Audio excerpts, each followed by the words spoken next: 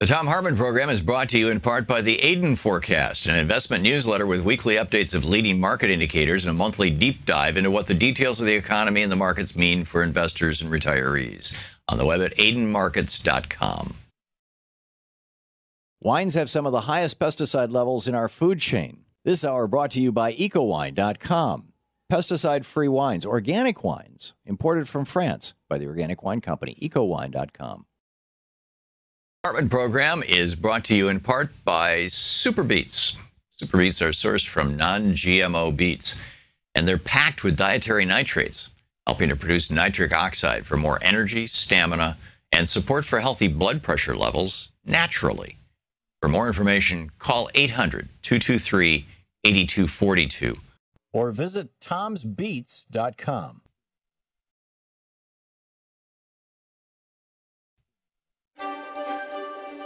Last chance. It's the last day of the last week of the Free Speech TV fundraiser for the end of summer or beginning of fall or whatever you would call this season. And we are still way behind. Well, not way behind, but we're still behind. And we still have Mike in San Francisco who is offering to double your gift up to $20,000 today. So, I mean, this is just a wonderful, wonderful thing. So please call now and make a contribution to Free Speech TV if you have not already. The number 877-378-8669. And or you can make a contribution at freespeech.org too on the website. This television network is such an important part of our media infrastructure. We really need to keep Free Speech TV going. And we do it with your help. And, you know, here's your tag you're it moment, right? Here's an opportunity to be part of this television network, to be a supporter of Free Speech TV. And a fine thing it is, right? To be able to say, hey, I helped to keep this television network going, and some good messages and hopefully some inspiring thoughts and you know, helping us all keep sane. It's during these weird times. I mean, we're very much in that the old cliche about the Chinese curse, may you live in interesting times. Boy, are these interesting times. And we need real information more than ever. And instead, what do we get out of the particularly the cable news? We get pablum. You know, we get the same old middle of the road commentators offering their conventional wisdom of, you know, never challenging what's really going on, never seriously talking about what's really going on. We do that here on Free Speech TV. We talk about what's actually happening, and you know, who's doing what and how and all that. So this is just an important television network. It's important to all of us. It's important to democracy itself, in my opinion, because our media has become so corrupted since 87, when Reagan ended the Fairness Doctrine, and 96, when Clinton signed the Telecommunications Act. And now we've got Ajit Pai at the FCC. He wants to allow Sinclair Broadcasting to do another hyper merger so that they reach 72% of America. They're calling it, the folks over at Public Citizen, I got an email from them this morning. Maybe it was Credo Action. It was one or the other. Saying they're calling it the Trump TV, right? There's going to be local stations all across the country, just running right-wing content. So anyway, please call now and make a contribution. With an $80 gift, you get the Stamp Stampede stamp. It's a self-inking stamp, and let's see, there it is, right there. These are just pictures of money, you know, that has been stamped, and Bernie holding one and whatnot. And this one is specifically speaking to Big Pharma, and a Free Speech TV water bottle. And this is one of those really cool metal water bottles that's super reusable and doesn't have weird chemicals in it, and you know, it's good for the earth and you. That's with an $80 gift. With a $120 gift, you get the Stamp Stampede stamp, the water bottle, and a copy of Mike Papantonio's new book, Law and Vengeance.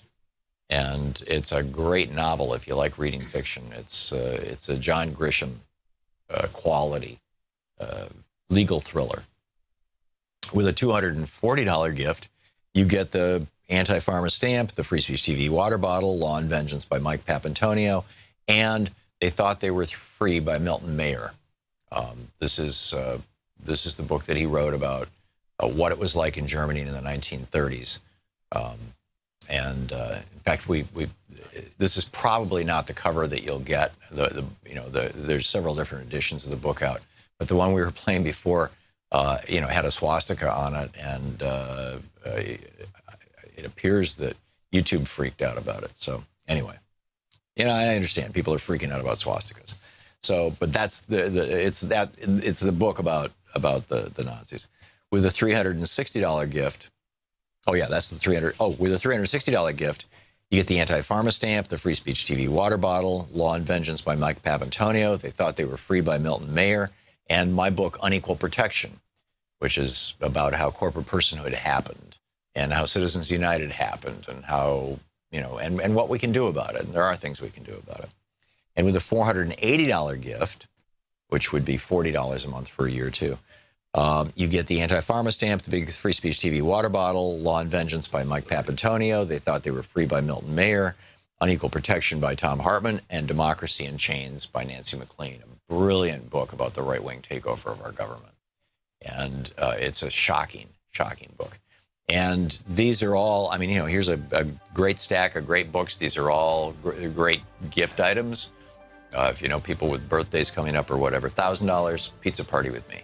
So please call now and help out Free Speech TV. Thanks so much.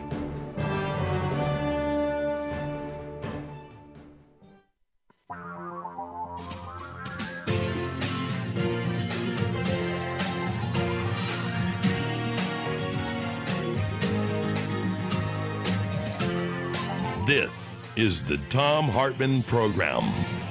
Greetings, my friends, patriots, lovers of democracy, truth, and justice, believers in peace, freedom, and the American way. Thom Hartmann here with you. And it is Anything Goes Friday. We are going to have Dave Zirin is going to drop by, and Will Durster is going to drop by very briefly in our second and third hours. But, it's Anything Goes Friday. There are a couple of interesting stories I wanted to share with you just to kind of kick the day off, and then we'll pick up your phone calls on whatever you would like to talk about. But there are a few things I would like to talk about. Number one, just juxtaposing headlines, right? Just consider these two different headlines. Colorado, of course, a largely blue state, decriminalize or legalize recreational marijuana, one of the very first states to do so. It's got a thriving marijuana industry. But I don't think this is just that. Colorado also has, a healthy state income tax, and they have good infrastructure and good government and good governance and pay attention to things. So that's Colorado, right? It's basically a blue state. Indiana, Mike Pence sold off the toll road to some company in Australia, as I recall. And a whole bunch of other, Indiana's been, right-wing territory, Pence territory for some time now. So here are the dueling headlines. The first one is from the Denver Post. Colorado's ultra-low unemployment rate finally pushing up wages.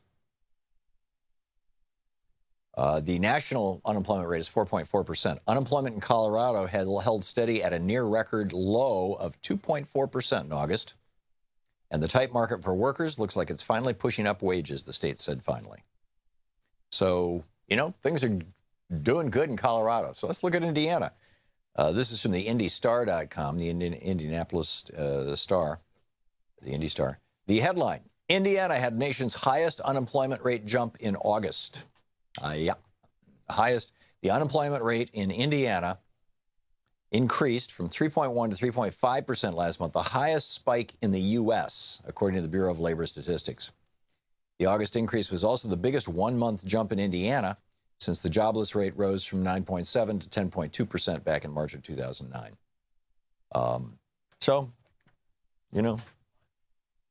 Infer what you wish. Meanwhile, the Republican Party And people like Rick Perry, who wanted to become president of the United States once, even got some good-looking glasses to help himself seem smart. The Republican Party has it largely exists now by virtue of the good graces of the fossil fuel industry.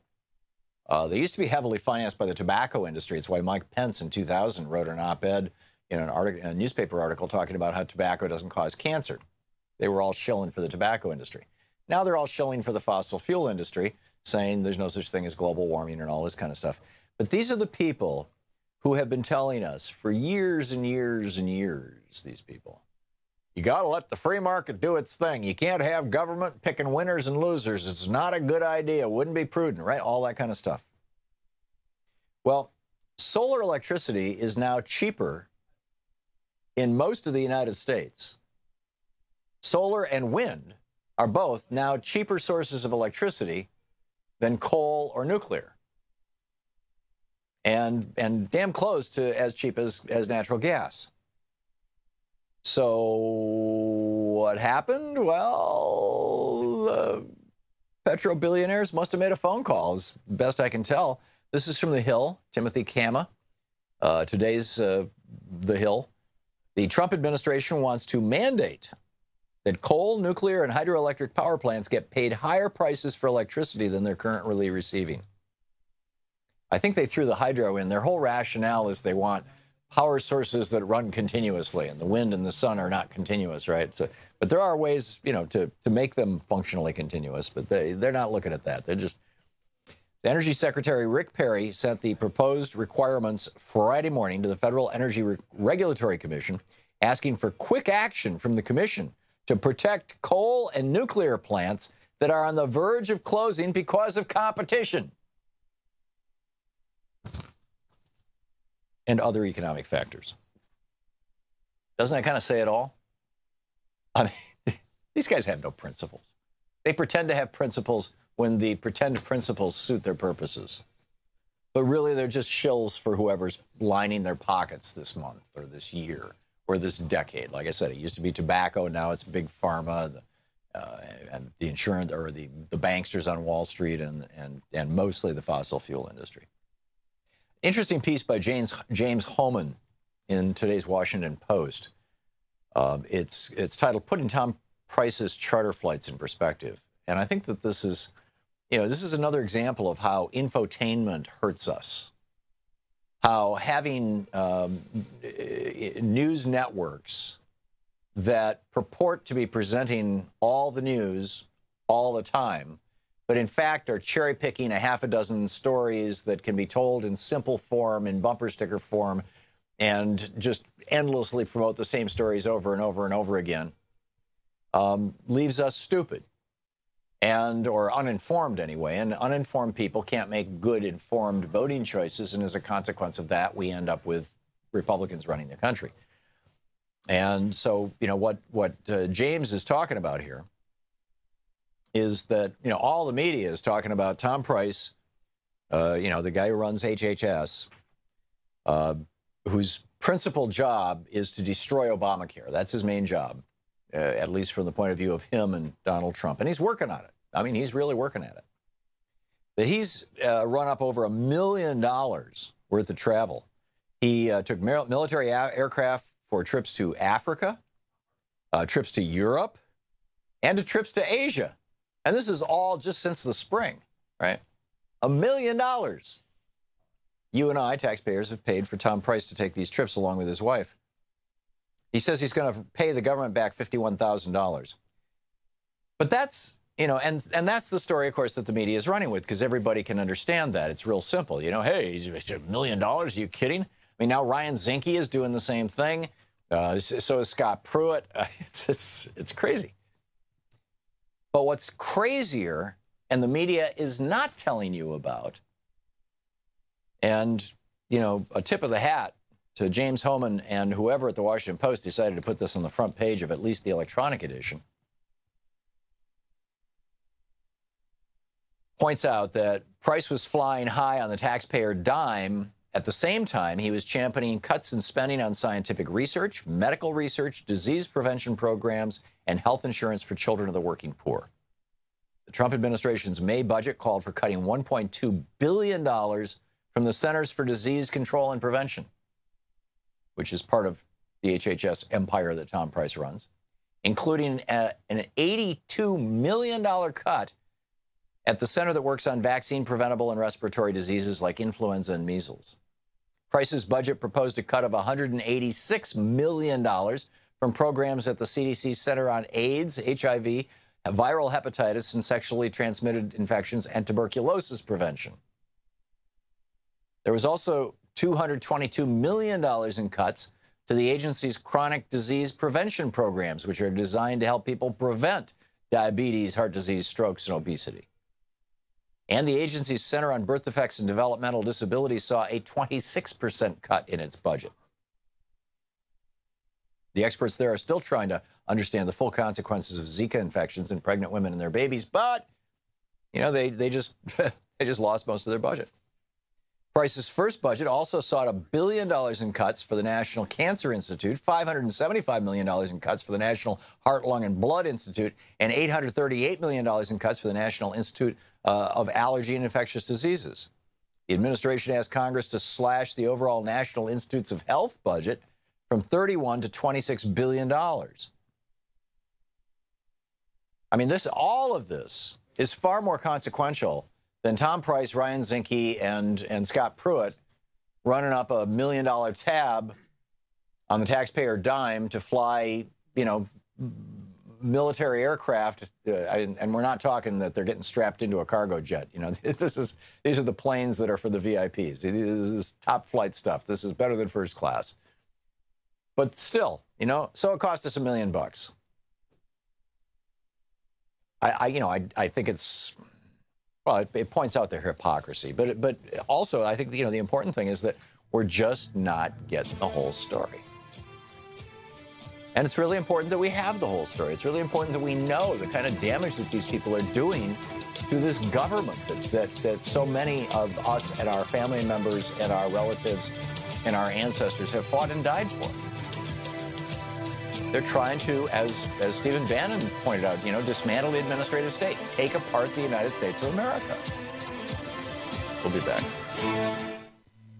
This is the Thom Hartmann Program. Also want to get into the anthem and to the whole situation in Puerto Rico. This is looking really terrible, but we'll pick up your calls too, right?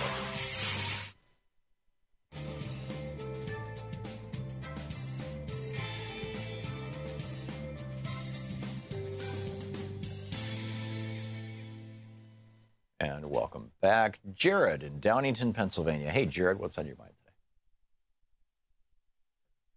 Jared? Watching us on YouTube? Okay, I see. No, Jared. Mark Taylor Canfield in Seattle, Washington. Hey, Mark, what's on your mind today? What's going on here? Do we have the phones? Are the phones working? He couldn't hear me? Huh. Okay. Let's try Rachel in Kiev, Ukraine. Rachel, can you hear me? It seems like nobody can hear me. Okay. So I'm going to shut down everything here. We're going to have to restart our phone system, just, you know, to make it work. My apologies. And so I just shut down my end, Chris. So you can just go through and, you know, don't call in for a minute. And we'll be able to take your calls after that. But, you know, we've got something going on here that we didn't anticipate. So back to the news. I was speaking about Puerto Rico. Now, I can't verify this, and that is troubling me. And so if you, and I looked around for some sources of verification on this morning. I couldn't find any, but it's a fast-moving story. Holly O'Reilly is tweeting. Her handle is at Ayn Rand Paul Ryan. Is tweeting, I received a DM from a vetted source who wishes to remain anonymous. She/he was on a conference call with FEMA on Monday, September 25th. This is 5 days after Hurricane Maria hit Puerto Rico. I retweeted this thread, by the way, a little earlier this morning if you want to grab it off the Twitter feed. But like I said, I can't vouch for this. And so, you know, take this with a grain of salt. It may or may not be the case, but the timelines line up. And it certainly seems to be the case. So anyhow, this is 5 days after Hurricane Maria hit Puerto Rico. The other people who were on that call, this FEMA call, were the U.S. Coast Guard, the Department of Defense, Office of the Secretary of Defense, U.S. Northern Command, the National Guard Bureau, the Defense Logistics Agency, the Federal Insurance and Mitigation Administration, FEMA Recovery, ESF number 15, External Affairs, DHS National Operations Center, and White House National Security Council, the NSC. Holly O'Reilly then tweets, this is a tweet thread, right? She then tweets, then after every department reported their activities and projections, it was time for the White House to issue their report. The White House's response? No report, no activity, nothing planned for Puerto Rico. We were all stunned, this source said. I can open it now? Okay. We were all stunned, said the source. Meaning until Monday the 25th, nearly a week after Hurricane Maria made landfall, the White House had no plans to make any moves in Puerto Rico. This is worse than Katrina, writes Holly O'Reilly. Bush was inept and unprepared. Trump just not give an F about brown people, period. And, you know, and it goes on like that. So, you know, if you have information that might back that up or refute that, I would love to hear it. And I think that we've got our phones working now. We will find out when we come back from this break. Stick around.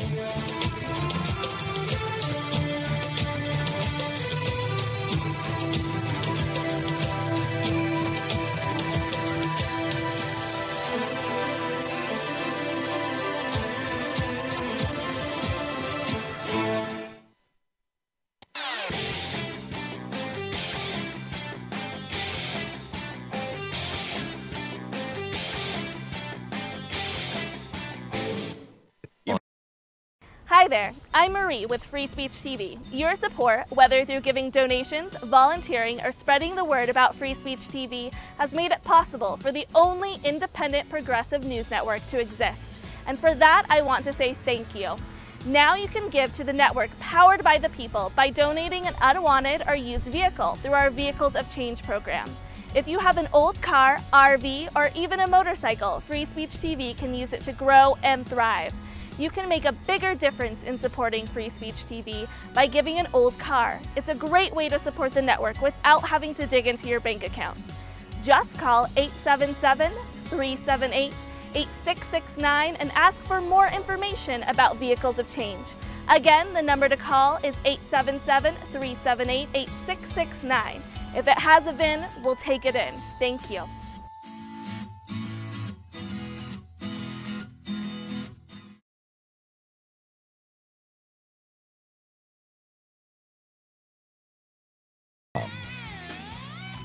Welcome back. Okay, let's see if we can. I wanted to mention. I mentioned Puerto Rico, and I just this is Holly O'Reilly, whose Twitter handle is Ayn Rand Paul Ryan.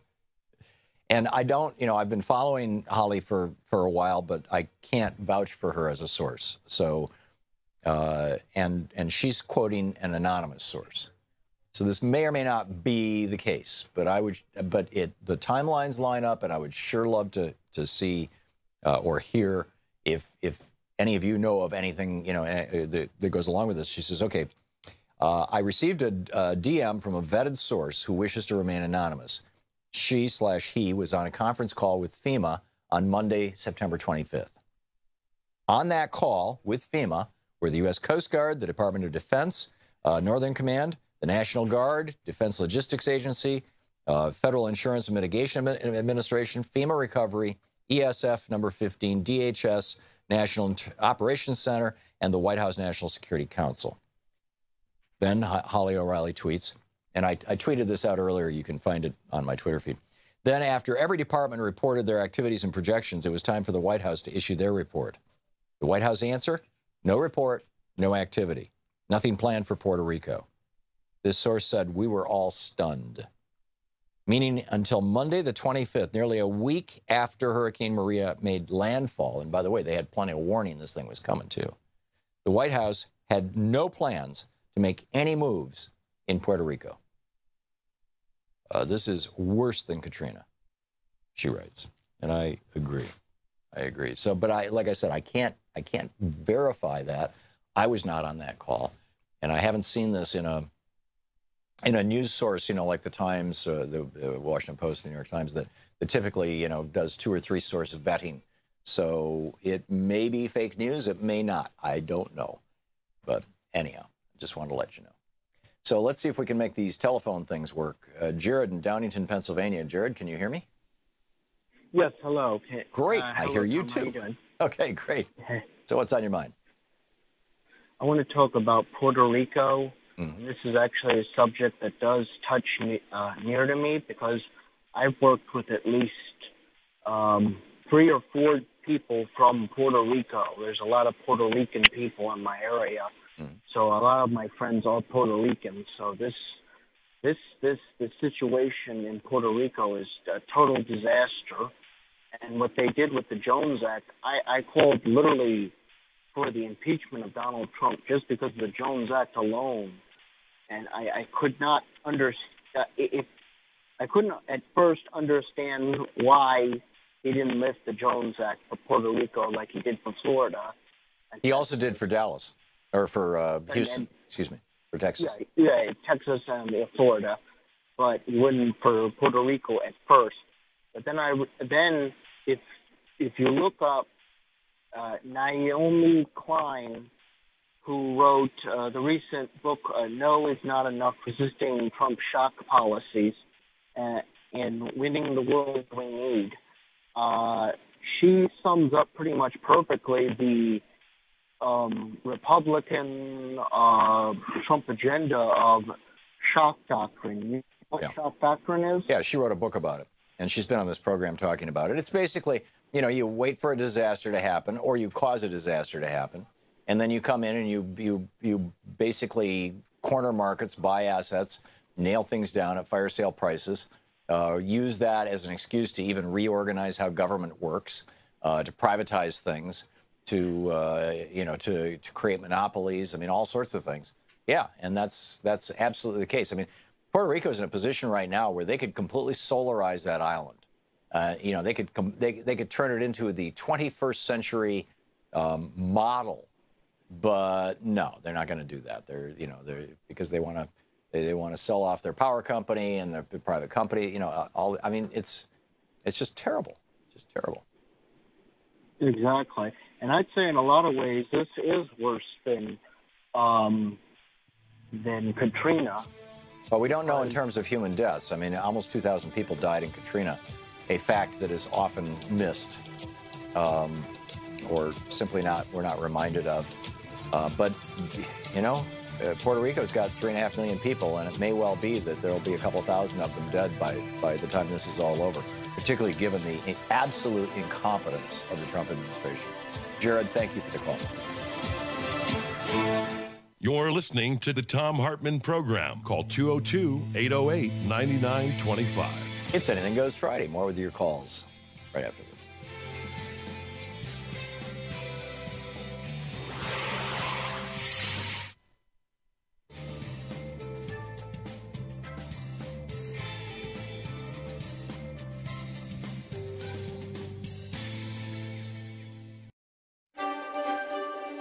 Last chance. It's the last day of the last week of the Free Speech TV fundraiser for the end of summer or beginning of fall or whatever you would call this season. And we are still way behind.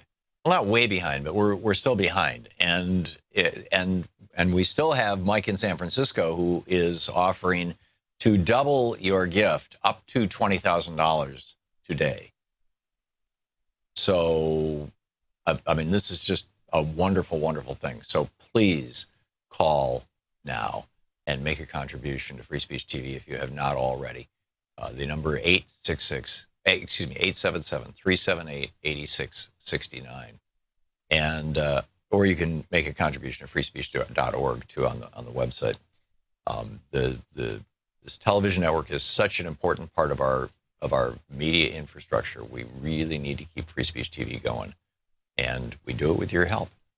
And here's your tag you're it moment, right? Here's an opportunity to be part of this television network, to be a supporter of free speech TV, and a fine thing it is, right? To be able to say, hey, I helped to keep this television network going, and some good messages, and hopefully some inspiring thoughts, and helping us all keep sane. It's during these weird times. I mean, we're very much in that the old cliche about the Chinese curse, may you live in interesting times. Boy, are these interesting times. And we need real information more than ever. And instead, what do we get out of the particularly the cable news? We get pablum. We get the same old middle of the road commentators offering their conventional wisdom of, never challenging what's really going on, never seriously talking about what's really going on. We do that here on Free Speech TV. We talk about what's actually happening, and who's doing what and how and all that. So it's just an important television network. It's important to all of us. It's important to democracy itself, in my opinion, because our media has done has become so corrupted since 87, when Reagan ended the Fairness Doctrine, and 96, when Clinton signed the Telecommunications Act. And now we've got Ajit Pai at the FCC. He wants to allow Sinclair Broadcasting to do another hyper merger so that they reach 72% of America. They're calling it, the folks over at Public Citizen, I got an email from them this morning. Maybe it was Credo Action. It was one or the other. Saying they're calling it the Trump TV, right? There's going to be local stations all across the country, just running right-wing content. So anyway, please call now and make a contribution. With an $80 gift, you get the Stamp Stampede stamp. It's a self-inking stamp, and let's see, there it is, right there. These are just pictures of money, that has been stamped, and Bernie holding one and whatnot. And this one is specifically speaking to Big Pharma, and a Free Speech TV water bottle. And this is one of those really cool metal water bottles that's super reusable and doesn't have weird chemicals in it, and it's good for the earth and you. That's with an $80 gift. With a $120 gift, you get the Stamp Stampede stamp, the water bottle, and a copy of Mike Papantonio's new book, Law and Vengeance. And it's a great novel if you like reading fiction. It's a John Grisham quality legal thriller. With a $240 gift, you get the Anti-Pharma stamp, the Free Speech TV water bottle, Law and Vengeance by Mike Papantonio, and They Thought They Were Free by Milton Mayer. This is the book that he wrote about what it was like in Germany in the 1930s. In fact, this is probably not the cover that you'll get. There's several different editions of the book out, but the one we were playing before, had a swastika on it, and it appears that YouTube freaked out about it. So anyway, I understand people are freaking out about swastikas. So, but that's it's the book about the Nazis. With a $360 gift.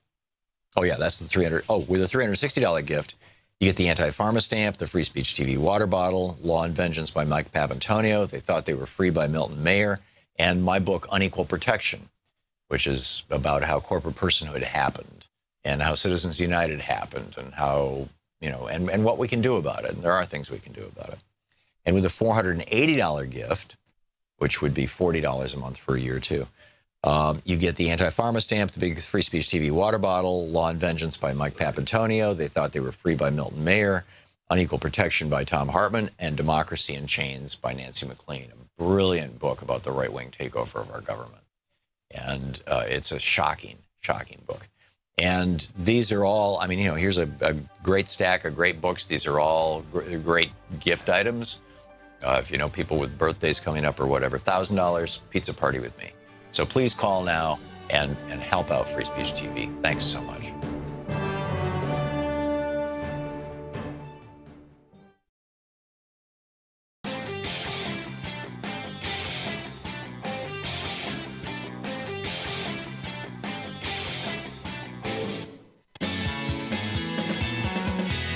Welcome back. Thom Hartmann here with you. It's Anything Goes Friday. By the way, China has followed Donald Trump's lead, or what he would like to make his lead.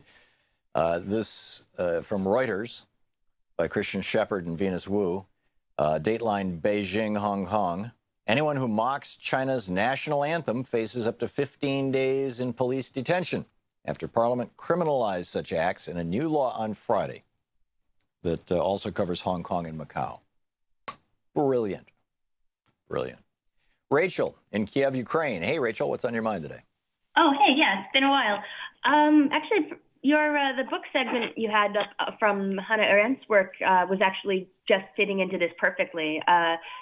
People may or may not know today and tomorrow were the 76th anniversary of the Babi Yar massacre here in Kiev, where Nazis and local collaborators slaughtered close to 100, maybe 150,000 people, including almost every single Jew in the city, and just threw all the bodies into a giant ravine. And I don't know how well that it gets covered in history classes in the States and elsewhere, but yeah, I'd never heard of it. That's amazing. Yeah. It's actually even based in Soviet history and when it was a current event, was kind of kept off the radar. And I don't know if maybe I'm just stretching in terms of what Nazi style fascism is this the logical conclusion? And I don't know, thinking about how many in this part of history can these kind of things be, I don't know, scalable by time and place, or is there a never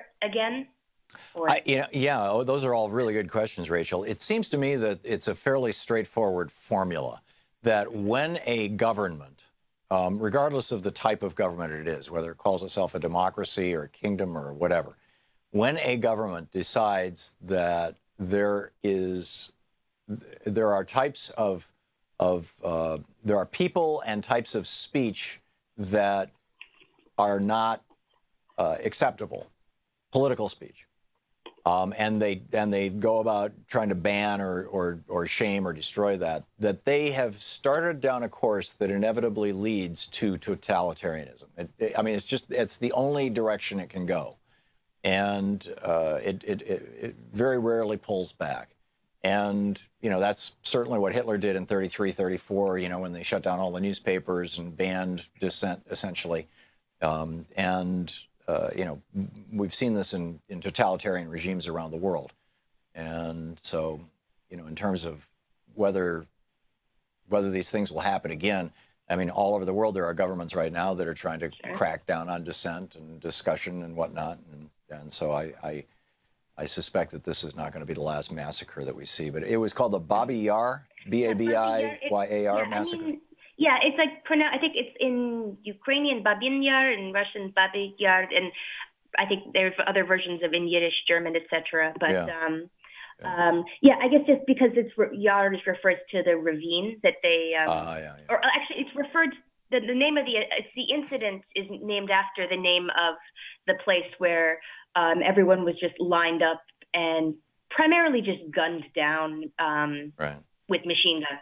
And again, the usual, I guess what you hear about in so many other Nazi stories, that they have postings in Russian, Ukrainian, and Yiddish telling people, arrive at this location all people of Jewish background, please arrive at this location at this time, bring your valuables, the usual, suggesting that they're relocating to a safer place instead of just being, wiped out and having anything and everything that they owned just confiscated. Yeah, so. It's just astonishing the level of human brutality that humans are capable of. It really is. Today is also tonight at sundown is the beginning of Yom Kippur, isn't it? Yeah, I guess so. So I'm part Jewish, and I totally did not even remember that. I'm terrible. I'm pretty sure it is. Yeah, I mean, I believe you. I knew it was sometime around here. Yep. Yeah, my Jewish relatives will wag their finger at me. Okay, well. But, yeah, it's still, it's kind of... Be sure you eat before sundown. So, yeah, probably something like that. Okay. Rachel, thanks a lot for the call, and thanks for watching us there in Ukraine. Mark Taylor Canfield in Seattle. Hey, Mark, you got something to report? Well, yeah, Tom. Actually, I wanted to compliment you on a great book club reading. That's so apropos. Also, a shout out to the folks in Puerto Rico. And please donate to Free Speech Radio News. I just participated in an online conference sponsored by the European Parliament about media and journalism. And it's very clear that all over the world, journalism is being challenged and people are being taken off the air, and independent media needs to be supported wherever we can. So please do that. But, yes, I called about Seattle. Seattle has a mayor's race going on right now, and it looks like we're going to have the first female mayor in Seattle in about 100 years. Wow. We had Bertha, who was our, part of the reason Big Bertha, our tunnel dig here, is called Big Bertha is because of her. She was really an iconoclast who stepped in and tried to reform Seattle and took on a lot of the corruption. Well, was this the last female mayor, or is Bertha the person who you think is going to become the next mayor? Bertha was our last mayor. That was early in the 20th century. 100 years ago. But we haven't had a female mayor since then, which is ridiculous. So now we have Jenny Durkin, who's our former U.S. attorney, who's running for mayor. She did really well in the primaries. And we've also got Carrie Moon, who is an urban planner and sort of a favorite of some of the underground magazines here, the progressive magazines like The Stranger. But the point is that Seattle is definitely moving more towards a progressive kind of politics. There were about 20 candidates who ran in the primaries. Most of them were Bernie-crat-type progressives or socialists or folks from the People's Party, very independent-minded folks. So look to Seattle and look to this part of the Pacific Northwest as sort of a Bernie-crat movement that's going to continue.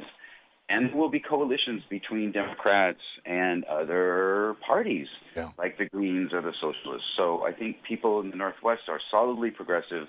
We will have a female mayor, whether it's Jenny Durkin or Carrie Moon, and we can look forward to a continuation of what Mayor Murray was doing before the scandals that caused him to decide not to run.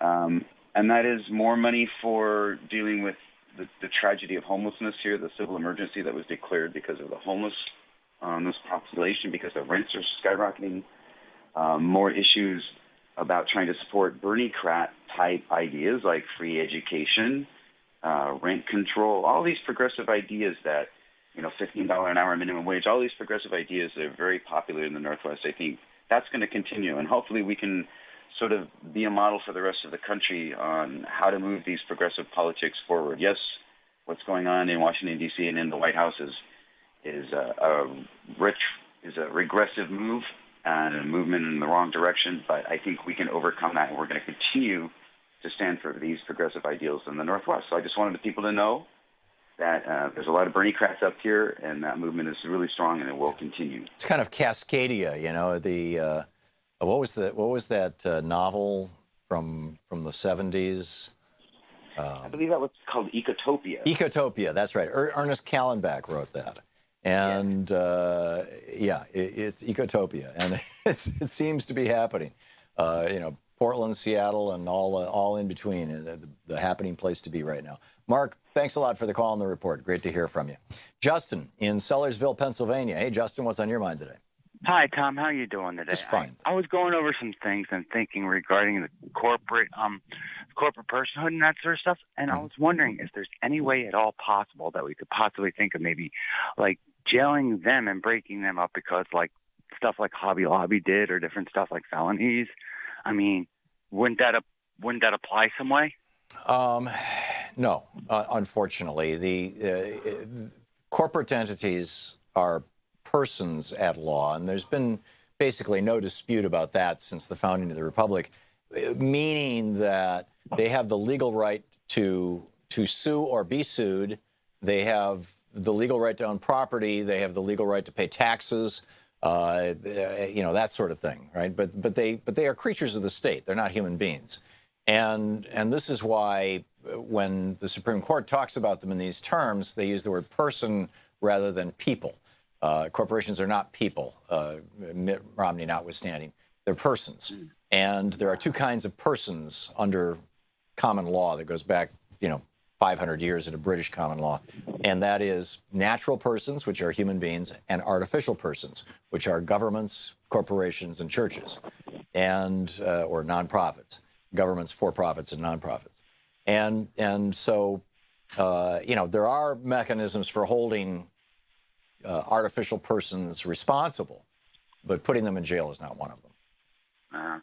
I get the irony of it all, though. Sorry about that. I figured we might have an opportunity, if it's a felony, to break them up, but I don't know regarding that aspect. Well, that's what we used to do. When it used to be when companies committed felonies, we shut them down. We just said, hey, you don't need to make batteries any longer, Acme Battery Company, because you've been poisoning your community with your discharges. There's plenty of other people out there who would love to start a battery company, so we're just going to dissolve your company and open that space for competition and let the market work. And that's what we should be doing.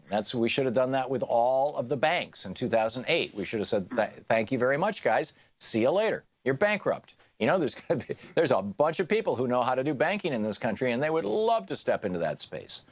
We should be saying that to the big insurance companies, the so-called health insurance companies, at every level. I mean, this should be.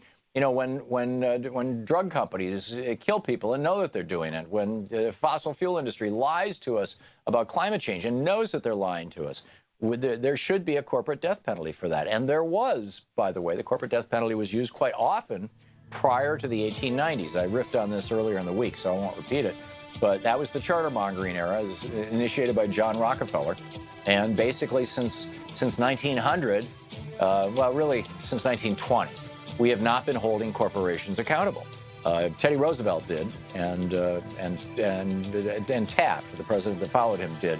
But that was it. I mean, those were the last progressive Republicans. Justin, thanks for the call. We'll be back.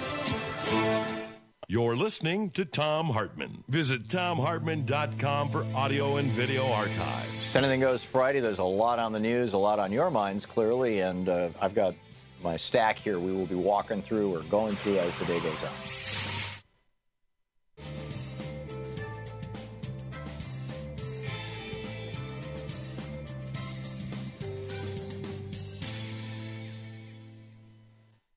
And welcome back. Jill in Midway, Pennsylvania, watching Free Speech TV. Hey, Jill, what's up?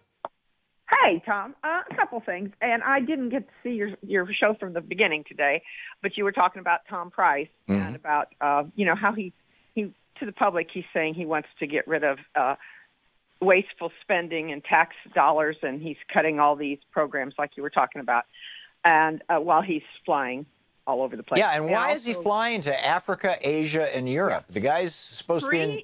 Gosh, these are free vacations. With his wife, It's like, wait a minute. But the other thing that I thought was really interesting, and I don't know if you might have mentioned it, while he's talking about, wasteful spending, he's behind the scenes trying to reopen the executive dining room at the Health and Human Service building, where he works, right, with an executive chef for him. Yep. Private executive chef, which I think is really a great way to spend taxpayer dollars. Yes. That was one thing. And then we were talking about Puerto Rico with one of your callers. And I think one of the biggest things, if Trump could have kept this going, it would have been fine with him. Puerto Rico is made up of people of color and basically poor people of color. And that's why he's trying to ignore it. I think so, too. My opinion, but I mean, I'm sure there's other, like you said, I think he sees it as a great opportunity for his friends to go down there and buy up everything in the world and make huge amounts of money, profit off of it. Oh, yeah. There's disaster capitalism is going full tilt boogie, I guarantee you, in Florida, in Texas, and in Puerto Rico. Oh, yeah, absolutely. That's 100%. And then you were talking to somebody about Portland, Oregon, and how progressive they are. And there are pockets of progressive in Oregon, but Oregon is one of two states that only needs 10 people on a jury to convict and put somebody in prison for the rest of their life without parole because when they passed this bill after they had to put blacks on the jury. And so that was one way. Oh, that's interesting. Yeah, well, Oregon has a pretty right-wing history. I mean, you know, if you go back, you know, it has a very, very racist and right-wing history. But you know, modern-day Portland, I lived there for 5 years, and starting in the next couple of weeks, Louise and I are going to be living there part-time and here in D.C. part-time, and it's just an extraordinary town, you know. Yeah, it is. Yeah, it really is. I agree with you there. But I just think it's funny that the state as a whole is still struggling. Yeah. So, but those are just 3 things I wanted to talk to you about, and you make my mind race when I listen to you. Great. Well, so you know, much. then I'm doing my job, and it's cheaper than coffee, right? So, that's right. Okay. And it's better than a psychiatrist. There you go. Jill, thank you so much for the call. Good talking with you. Thank you. And thank you for watching Free Speech TV. We have just 30 seconds to the break, so I'm not going to put somebody on and ask them to speed talk at me. But John Paulson, I'm quoting Michael Kink, the president of Strong Economy for All Coalition, he runs a group that investigates hedge fund influence. And he says, I believe John Paulson was Steve Mnuchin's business partner, right? Made a big bet on Donald Trump's campaign. It's going to pay off in a big, big way. Paulson had bet against the U.S. subprime mortgage market in 2007, making $4 billion.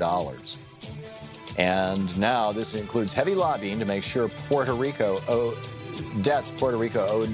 to their hedge funds were first in line for full repayment and getting the federal government to release Fannie and Freddie. Right.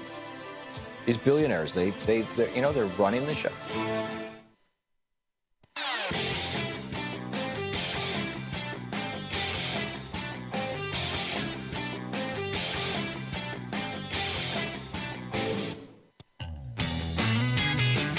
Welcome back. Shannon in Chaska, Minnesota. Hey, Shannon, what's on your mind today? Hi, how are you doing today? Well, what's up? I just wanted to share, you were talking about Tom Price and the HHS. One of the things he's trying to do to help close down Obamacare is during open enrollment that's coming up is shutting down the website for maintenance for 12 hours, except for 1 weekend, and that's December 10th. Right. So they're shutting it down every weekend. Yeah, it'll be open during the weekdays, except for that. Yeah, and this is because, you know, low-income working people are typically working at the very least Monday through Friday, and so the only time that they'd be able to spend the time to sign up online would be on the weekends. And so Tom Price is shutting down the website where you sign up for Obamacare on the weekends. This is clearly an effort by the Trump administration to stick it to, frankly, to their own voters, you know, to low-income people in red states. I mean, that's you know, it's mind-boggling. But you're absolutely right, Shannon, and thank you for pointing that out. That this is the kind of stuff that this guy, you know, is doing. And at the same time that he and his wife are flying to Europe and Asia and Africa on, you know, at the cost of $1 million. Shannon, thank you for the call. Ben in Oviedo, Florida. Am I saying that right, Ben? It is Oviedo, Florida. I'm actually outside of a lab here. I'm a Earth and Atmospheric Science professor. Hey, just really quick, great show as always, but I just wanted to make a comment here about what's going on with Puerto Rico and disasters in general. I know as scientists, we've been kind of beating a dead horse. You know, climate change is occurring. There are going to be more, there's going to increase of these high magnitude tornado events, hurricane events, and 2 things that are actually very frightening right now. Infrastructure, as far as a country, we're rated about an F or a D by most experts for that. That has not been addressed, so we become more reactionary anytime a major event happens. More vulnerable. Which is we're a huge problem. And the other frightening thing is such a large body, especially in Congress, of people are scientifically illiterate. When you put those 2 things together, this is exactly what you get in Puerto Rico. And until we address those 2 things, it's not going to change. We have to embrace science. Yeah, I'm with you. Very well said, Ben. I wish you could speak to the Republican Study Committee. We're trying. We try every day. We write articles. We're invited to speak, but they see it as more of a political thing. I hear from them. It always amazes me. Let's pray. Let's do this. When we give them tangible things that they can do, actual physical things to help people to address our infrastructure, weather forecasting, how much is advance notice worth to you? How much is preparedness worth to you? They seem to want to put a price tag on it always and cut our funding.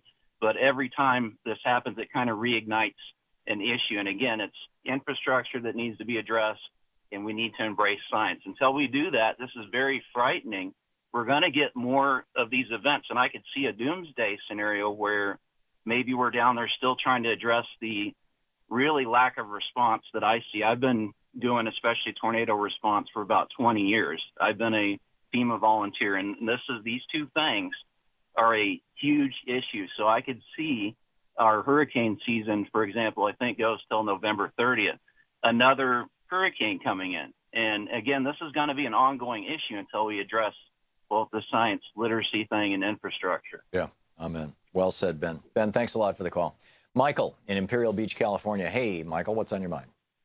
Hey, Mr. Hartman. Okay, to me, and you sort of stole my thunder earlier, to me the big story about Puerto Rico is that Wall Street and these heinous hedge fund managers who bought Puerto Rico's debt for 20 cents on the dollar and charging them 100% on the dollar. So, as we've talked before, does Wall Street even care about 3.5 million American citizens, and how do these heinous people sleep at night while American citizens are dying in Puerto Rico? Thanks, Tom. Yeah. Well said, Michael. I can't add anything to it other than to say, no, I don't think they care. Gene in New York City. Hey, Gene, what's up? Hi, how you doing? Happy to talk with you. First time. Thank you. I'm calling about the difference between Haiti and Puerto Rico. Mm-hmm. The response that Obama did, and now I saw on, I guess it was Amy Goodman this morning or sometime about the response in Haiti that Obama did was that by day 3, he had a tremendous amount of resources and people there. Yeah. That was a hurricane, which no advance warning, just happened, bang. You look at Maria with Puerto Rico, 5 days, you were talking about it before, 5 days that it took the White House to respond, 3 days for Trump to even make contact with them. What I found interesting is on MSNBC, I was looking at Andrea Mitchell before, and what did she reported on what had happened with Haiti, but she gave a 2-week response information about what Obama did.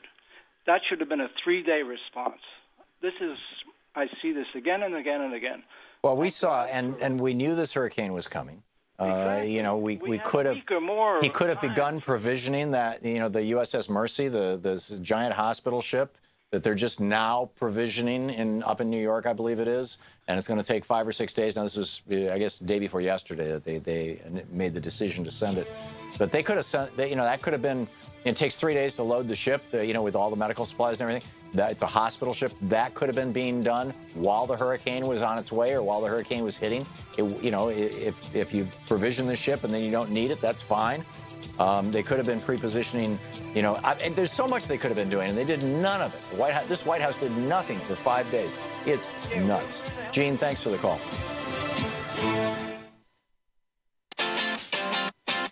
You're listening to Thom Hartmann.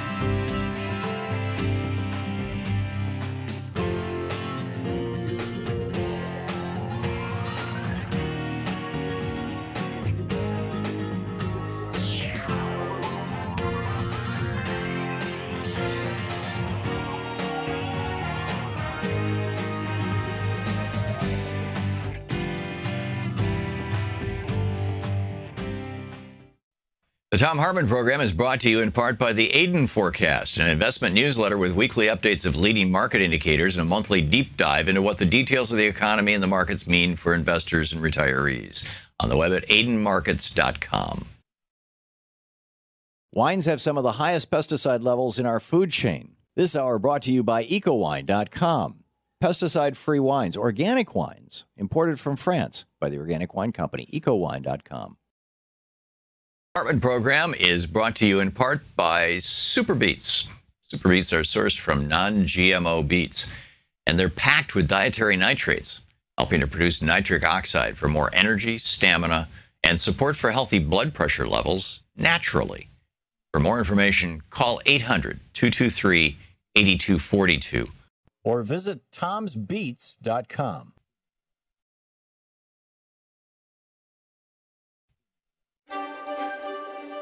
Last chance. It's the last day of the last week of the Free Speech TV fundraiser for the end of summer or beginning of fall or whatever you would call this season. And we are still way behind. Well, not way behind, but we're still behind. And we still have Mike in San Francisco who is offering to double your gift up to $20,000 today. So, I mean, this is just a wonderful, wonderful thing. So please call now and make a contribution to Free Speech TV if you have not already. The number 877-378-8669. And or you can make a contribution at freespeech.org too on the website. This television network is such an important part of our media infrastructure. We really need to keep Free Speech TV going. And we do it with your help. And, you know, here's your tag you're it moment, right? Here's an opportunity to be part of this television network, to be a supporter of Free Speech TV.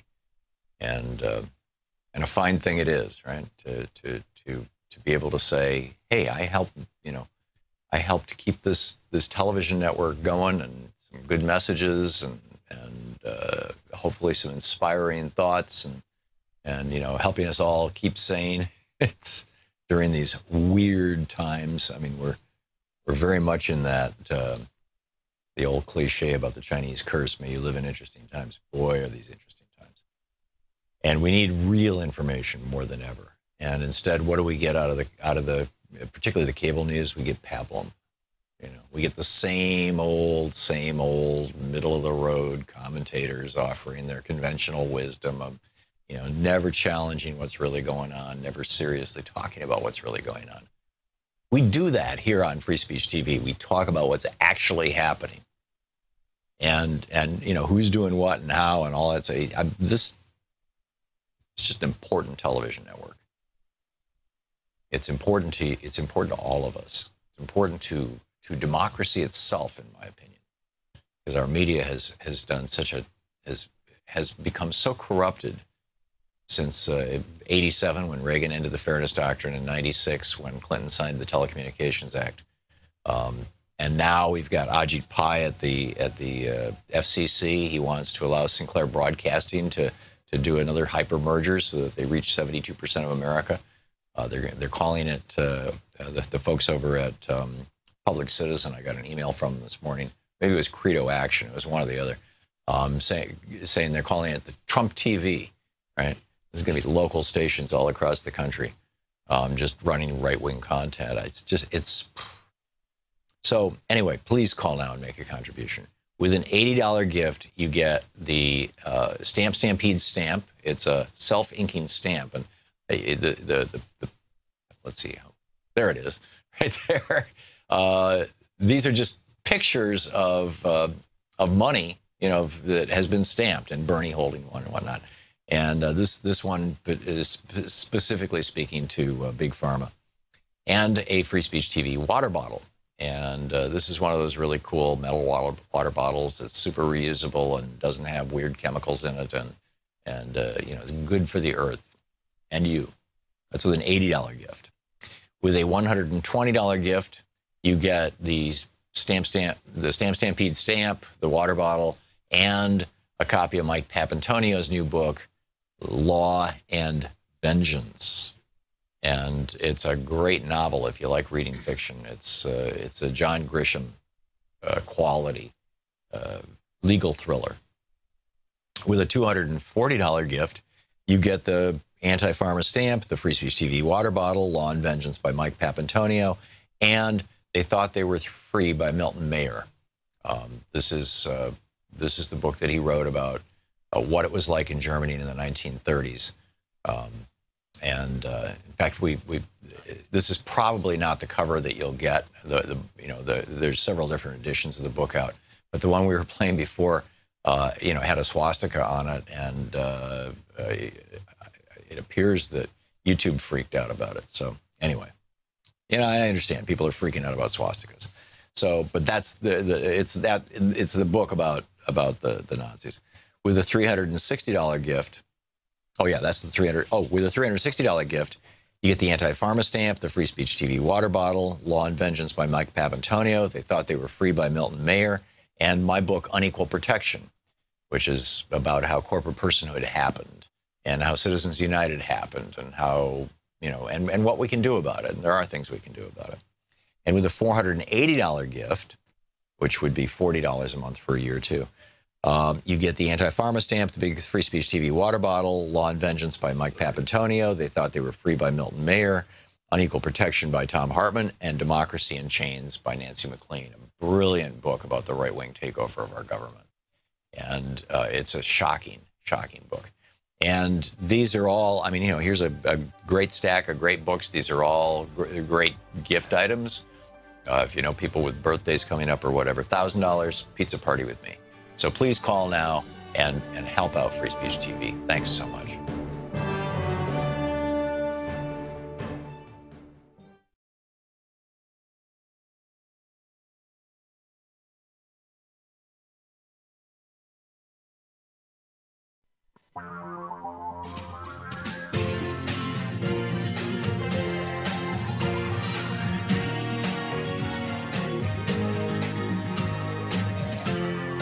This is the Thom Hartmann Program. Welcome back. Thom Hartmann here with you. And on the line with us is Dave Zirin, the sports editor for The Nation magazine, host of the Edge of Sports podcast, edgeofsports.com for the podcast, thenation.com, of course, for his writing. You can tweet him at Edge of Sports or at The Nation. Is that all? Do I have everything right here, Dave? Yeah, you got it all down, Tom. Thanks so much for having me. Thanks so much for joining us. It's been a while since we've talked, and I always learn a lot from you. I'm sports illiterate, and this piece that you wrote for the Nation, taking a knee is not about abstract unity, but about racial justice.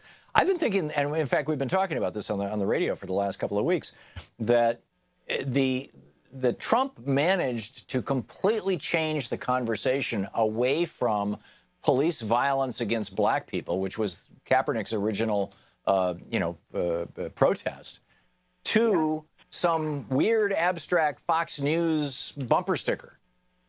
Well, I might describe it more as a CNN bumper sticker. Yeah. And I will put, and I'll tell you, I want to explain why in a second. And part of this is that I also put far more of the blame on this, less on Trump than on the ownership of the National Football. Because Donald Trump, what he did with his profane, racist speech, he didn't really take it off track. What he was doing was he was trying to demonize and destroy the roughly 9 or 10 football players who were taking a knee for racial justice. And so the response could have been, this is BS, Trump. We actually are taking a stance or taking a knee to fight police violence. And you're scared to have the conversation about police violence. You're scared to acknowledge that 2017, with very little publicity, has actually seen a rise in police killings in this country. You're scared to talk about the fact that you've loosened the rules so police departments can again buy hardware from the military. You're scared to talk about this. That could have been the response to Trump's Huntsville, his profane and racist Huntsville speech. But it's really like the NFL owners who have turned this into a fight between CNN bumper stickers and Fox News bumper stickers. So it's not that Trump now basically controls the protest, if you will. It's that NFL owners have changed the terms of the debates from Trump's racism versus anti-racism and solidarity, which is what a lot of the players wanted after Trump's speech and was the motivation for a lot of players to do what they did. But it's now the sort of thing where, and I'm sure you remember this, Tom, from the start of the war on terror, the liberal bumper sticker, protest is patriotic, right, which to me is a very sort of like defensive slogan. You know, instead of saying, no, I'm protesting because I hate this war, you're saying almost like I'm protesting because I want to exercise my rights, which doesn't really explain to people why you're protesting. Right, and that's my point. That's been patriotic versus Trump's, which is like, you know, stand for the flag, or as his one of his church advisors said, or you could be shot in the head. You know, it's like the violence in response to the sort of protest is patriotic thing. But as you're saying, Tom, and I'll end with this point, what gets lost in that morass is the original intent of what Kaepernick and others were trying to push for. Yeah, and we need to revive it. We need to bring it back. But it's, I mean, you know, the media is creating their narratives, and they go for the narrative that is. What my take on this is that you know, basically since the death of the Fairness Doctrine and the massive media consolidation following the 1996 Telecommunications Act, is that when talking about news, and in this case we're talking about news in the context of sports, but still news. When talking about news, our infotainment media typically goes for either sports, in other words, who's ahead, who's behind, who's winning, who's losing, or drama. You know, whose feelings are hurt, who's angry with whom, who's on the inside, who's on the outside. Is Mitch McConnell happy with Paul Ryan? You know, instead of details, instead of facts, instead of information, it's a fact-free zone. And so they zeroed in on the conflict between Trump and the players, and then the potential conflict between the players and the owners, and then the owner, you know, and then Jerry Jones got involved in it. So it all became drama. But it's fact-free drama, and that's a terrible, terrible thing. Yeah, and that's right. And that's how you had the bizarre spectacle of this past week of people like Terry Bradshaw, you know, the former NFL quarterback, and Jimmy Johnson, another kind of good old boy football announcer who even played for a segregated team at Arkansas, you know, two older white guys from the South who were more cogent and clear about why these protests were happening Sunday morning on the pregame show, and more, I would argue, withering towards Donald Trump than Anderson Cooper and his town hall meeting was on Tuesday night on CNN, which was called something like Patriotism, Sports, and blah, blah, blah, and the anthem. You know, not even the phrase police brutality, racism, or anything. It was called Patriotism, Protest, and the President, or something like that. So again, like front-loading Trump in a way that I think does us all a collective disservice. And when Terry Bradshaw is better than you at reporting the news, we have a serious problem. And it speaks to this, because that's because Sunday morning the ideology hadn't been set in stone yet. You know, it was still confusion. There was still anger. Right. It was still NFL and NBA players largely tweeting their rage at Trump for what he said. And it hadn't settled yet. The NFL owners and Roger Goodell had yet to sort of grab a hold of this and turn it into what they've turned it into, which is effectively more nationalism and more patriotism, which, you know, if this wasn't so serious, Tom, I would be laughing my butt off, because it's like the NFL could take anything and just turn it into more nationalism. Right. It's unbelievable. Well, and they've been paid by the Pentagon to do that since 2008 or 9. Yeah, true, which was discovered by Jeff Flake and John McCain, of all people, you know, who then criticized it. I mean, this is how far through the looking glass we are. Yeah, it's very strange. There's one other piece to this that I wanted to ask you about. I figured if anybody would know, it would be you, Dave. We're talking with Dave Zirin, the sports editor for the Nation magazine and the host of the podcast Edge of Sports, edgeofsports.com and thenation.com. And that is the article that I've got in front of me about this is by Joe Avella in Business Insider, but I saw numerous ones this morning when I was searching on it. And that was that back in the 80s, you had the United States Football League, and they played in the spring. And the NFL played in the fall. And Trump bought one of the teams and said, if God wanted, I'm quoting from this article, this is supposed to be a quote from Trump, if God wanted spring football, he wouldn't have invented baseball. And so he buys into this team, And then on the fourth year of the USFL, they announced that they were going to shift to the fall and go up against the NFL. What came out of this was a lawsuit, a $1.5 billion lawsuit by Donald Trump against the NFL, which he won, and the court awarded him $1 plus triple damages, so it was $3. It went up to $3. Right, yeah, plus 27 cents in interest. And but basically, he got banned from the NFL for life. I mean, how much of this is just payback because he's PO'd at the NFL? Well, and actually, there's an even fresher wound than that, Tom, is that 3 years ago, Donald Trump wanted to buy the Buffalo Bills.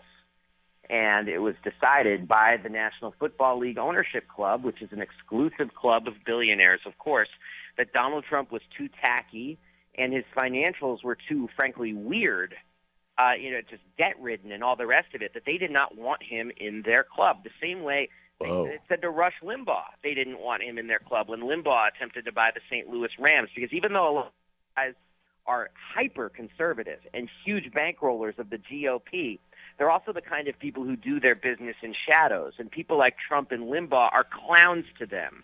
They're court jesters to them. They're not people to be taken seriously. But then, of course, when Trump was going to become president, well, now we're talking tax cuts, and you better take that seriously if you're a billionaire. And so they gave him millions of dollars. Right. And yet but as you say, and I think this is absolutely true, that resentment still exists. And one of the reasons the owners stepped into this fray wasn't just because they wanted. I think I would argue that this sort of like capturing of the protest and turning it into rank nationalism is just the byproduct of what the NFL does with everything. But one of the reasons that the NFL owners, I would argue, stepped into this is that they don't like someone like Donald Trump telling them what to do. And so when you have Donald Trump saying you should fire these players and that the game has gotten too soft and, really just clamoring for more brain injuries, I mean, I think that truly pissed the NFL ownership fraternity off. Yeah, like we're not going to be pushed around with severe justification. So Dave, we're just about going to hit a break here. Oh my God. Where does this go? That's a $9 trillion question. Yeah. I have no idea where this goes. I think it's been very, very co-opted at this point, but that doesn't mean that there's not still a fight to be waged as to where this should go. I think a lot of where it goes, if it goes in a better direction, is going to depend on what happens in the streets. This Saturday in D.C., there's something called the March for Racial Justice. I think if people go to that, they're more likely to change this narrative than just tweeting about it. Yeah, great. And if people are interacting with media to the extent that they can, encourage media to start talking about the reason for these players taking the knee. Dave Zirin. Dave, thanks so much for being with us today. No, thank you so much, Tom. Great talking with you. We'll be back. This is the Thom Hartmann Program. We'll be back with your calls right after this. It's Anything Goes Friday.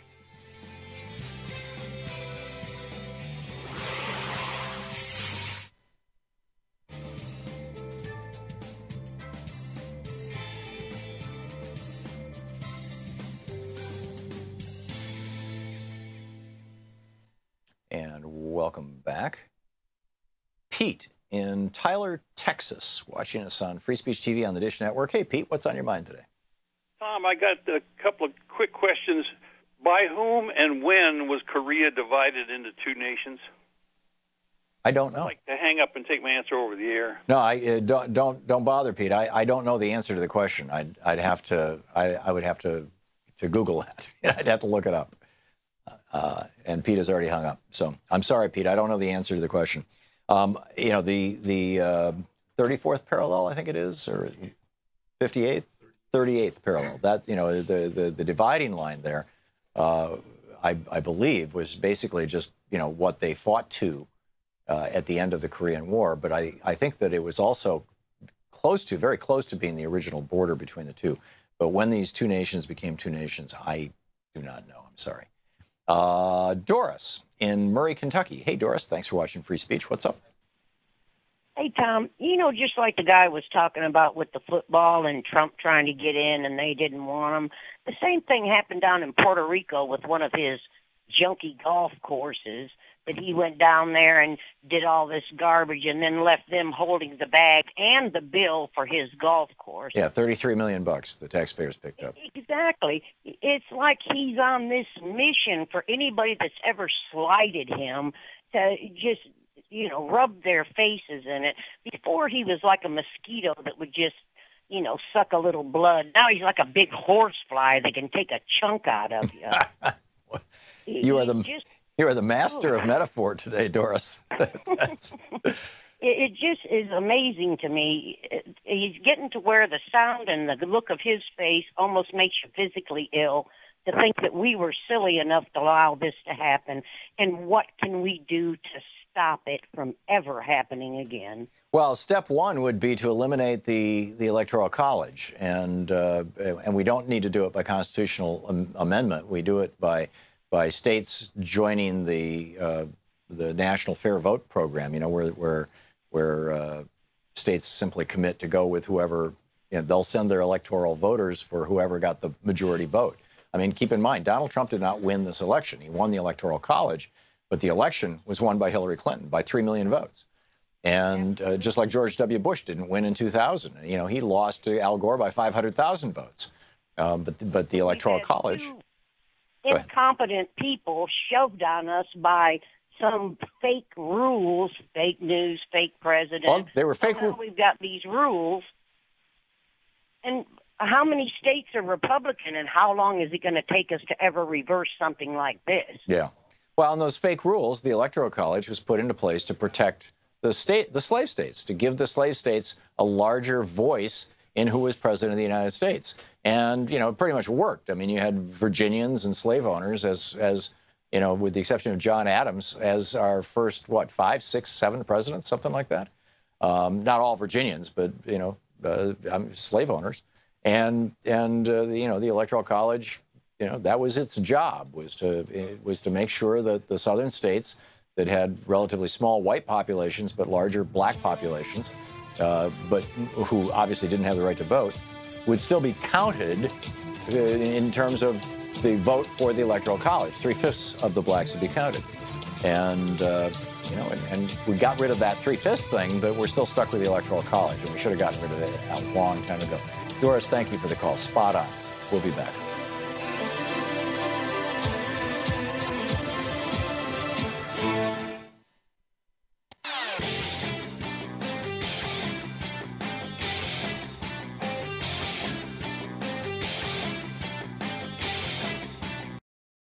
Hi, I'm Heather with Free Speech TV. Your support, whether through giving of donations, volunteering, or even spreading the word, has made it possible for the only independent progressive news network to sustain for more than 20 years. Now, you can give to Free Speech TV through the Branch of Gratitude. This program is a sustainable way to give that reduces waste through paper mailing, postage, and staff hours. By choosing to participate in the Branch of Gratitude, you are joining hands with the socially conscious community and sending a message to the world that Free Speech TV is not only here to stay, it is here to thrive. Please call 877-378-8669 or go online to freespeech.org. Make a difference and join the Branch of Gratitude today.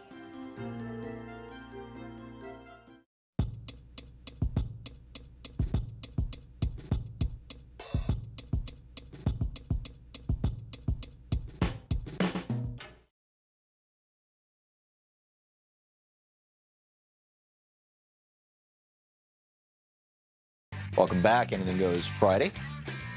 And Charles in Opelika, Florida. Hey, Charles, what's on your mind today? Hey, how you doing today, Tom? Good. What's up, Charles? You always hear during the campaigns, during every single campaign, and we're going to be hearing that all over again in the next campaign, that government should be smaller. And I think one of the effects of that is happening right now with this hurricane and this response. I don't know if they're going to finally say it, but with the response to Puerto Rico, I don't think they have enough FEMA people there. And they don't have enough any people there. Right. I mean, it does boil down to logistics still. They didn't have enough drivers because they do have stuff on the ports, but I'm just thinking once you cut federal workers, you're going to run into this just the same way as I think it could have been with the hurricane in Houston. But you had so many other people that came that wasn't with the federal government that came to help. Mm-hmm. And, I think that's a direct, there's a direct correlation with these Republicans wanting to cut federal jobs and everything like that. Yeah. No, I totally agree, Charles. And there are many things that the government does and that we want the government to do and the government should be doing. And this Republican mantra of smaller government is mindless. And it actually has a source, and that source is never discussed in the media. But the real source of it is that the only power that can hold back, that can restrain the behavior of a rogue corporation or a rogue billionaire, the only power strong enough to stop them is government. And that's why the rogue corporations and the rogue billionaires have funded for years and years this meme, this thought virus that government is bad, government is incompetent, government doesn't do anything right, only free enterprise knows how to do things, and that government should be, as Grover Norquist told Mara Eliason back in 2002, I think, on NPR, shrunk down to the size where it could be, put down the drain in the bathtub. I forget the exact phrase, but words to that effect. So, yeah, I'm with you. Charles, I got to move along, but thank you for the call. David, there we go. David in Woodland Hills, California. Hey, David, what's on your mind? Thank you, Guru. I would like to expand on your spiritual rant from yesterday and explain who God is and why we're here in about a minute. Okay, go for it. The brilliant book Conversations with God poses the theory, which Einstein proved scientifically, that we live in the relative universe, wherein up cannot exist without down, good cannot exist without bad. That's why innocent babies die tragically. Good can't exist without bad. Beauty can't exist without ugly. And to you, Tom, and all of your beautiful listeners out there, you're welcome. The reason God created the relative universe was to experience God's self. God is great, but when there's only great, great can't experience greatness without the opposite not great to relate it to. And so God created the relative universe. The theory sums up: God is all things, including the space between all things. Therefore, all things are God. Therefore, you are God. And because God is all things, all places are heaven. We're in heaven right now. We're in that room in heaven called the relative universe. And the only hell is not knowing that. Imagine, Tom, if everyone knew that we are all God, we live in the relative universe, and we are here. It's a great summary, David. You're quoting from Neil Donald Walsh's books, his trilogy, Conversations with God. And here's a funny story. I wrote a book called The Last Hours of Ancient Sunlight, and in the third book of Neil's books, God tells him, you have to go out and read Thom Hartmann's book, The Last Hours of Ancient Sunlight. It's literally right there in book number 3. And so we issued a press release saying, for the second time in history, God has endorsed a book. 2,000 years ago in the New Testament, God, in Revelation, God, it says right there in the Bible, this is my book, you can't mess with it. And then 2,000 years later, God, in Neil Donald Walsh's Conversations with God, endorsed The Last Hours of Ancient Sunlight by Thom Hartmann. It was great. But yeah, I love Neil's books. Neil's a friend. You're listening to the Thom Hartmann Program. Call 202-808-9925. Thanks a lot for the call, David. We'll be back with more of your calls right after this.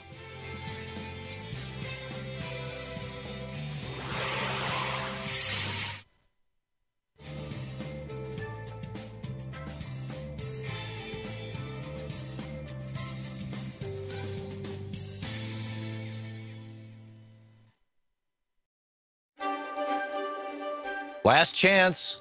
It's the last day of the last week of the Free Speech TV fundraiser for the end of summer or beginning of fall or whatever you would call this season. And we are still way behind.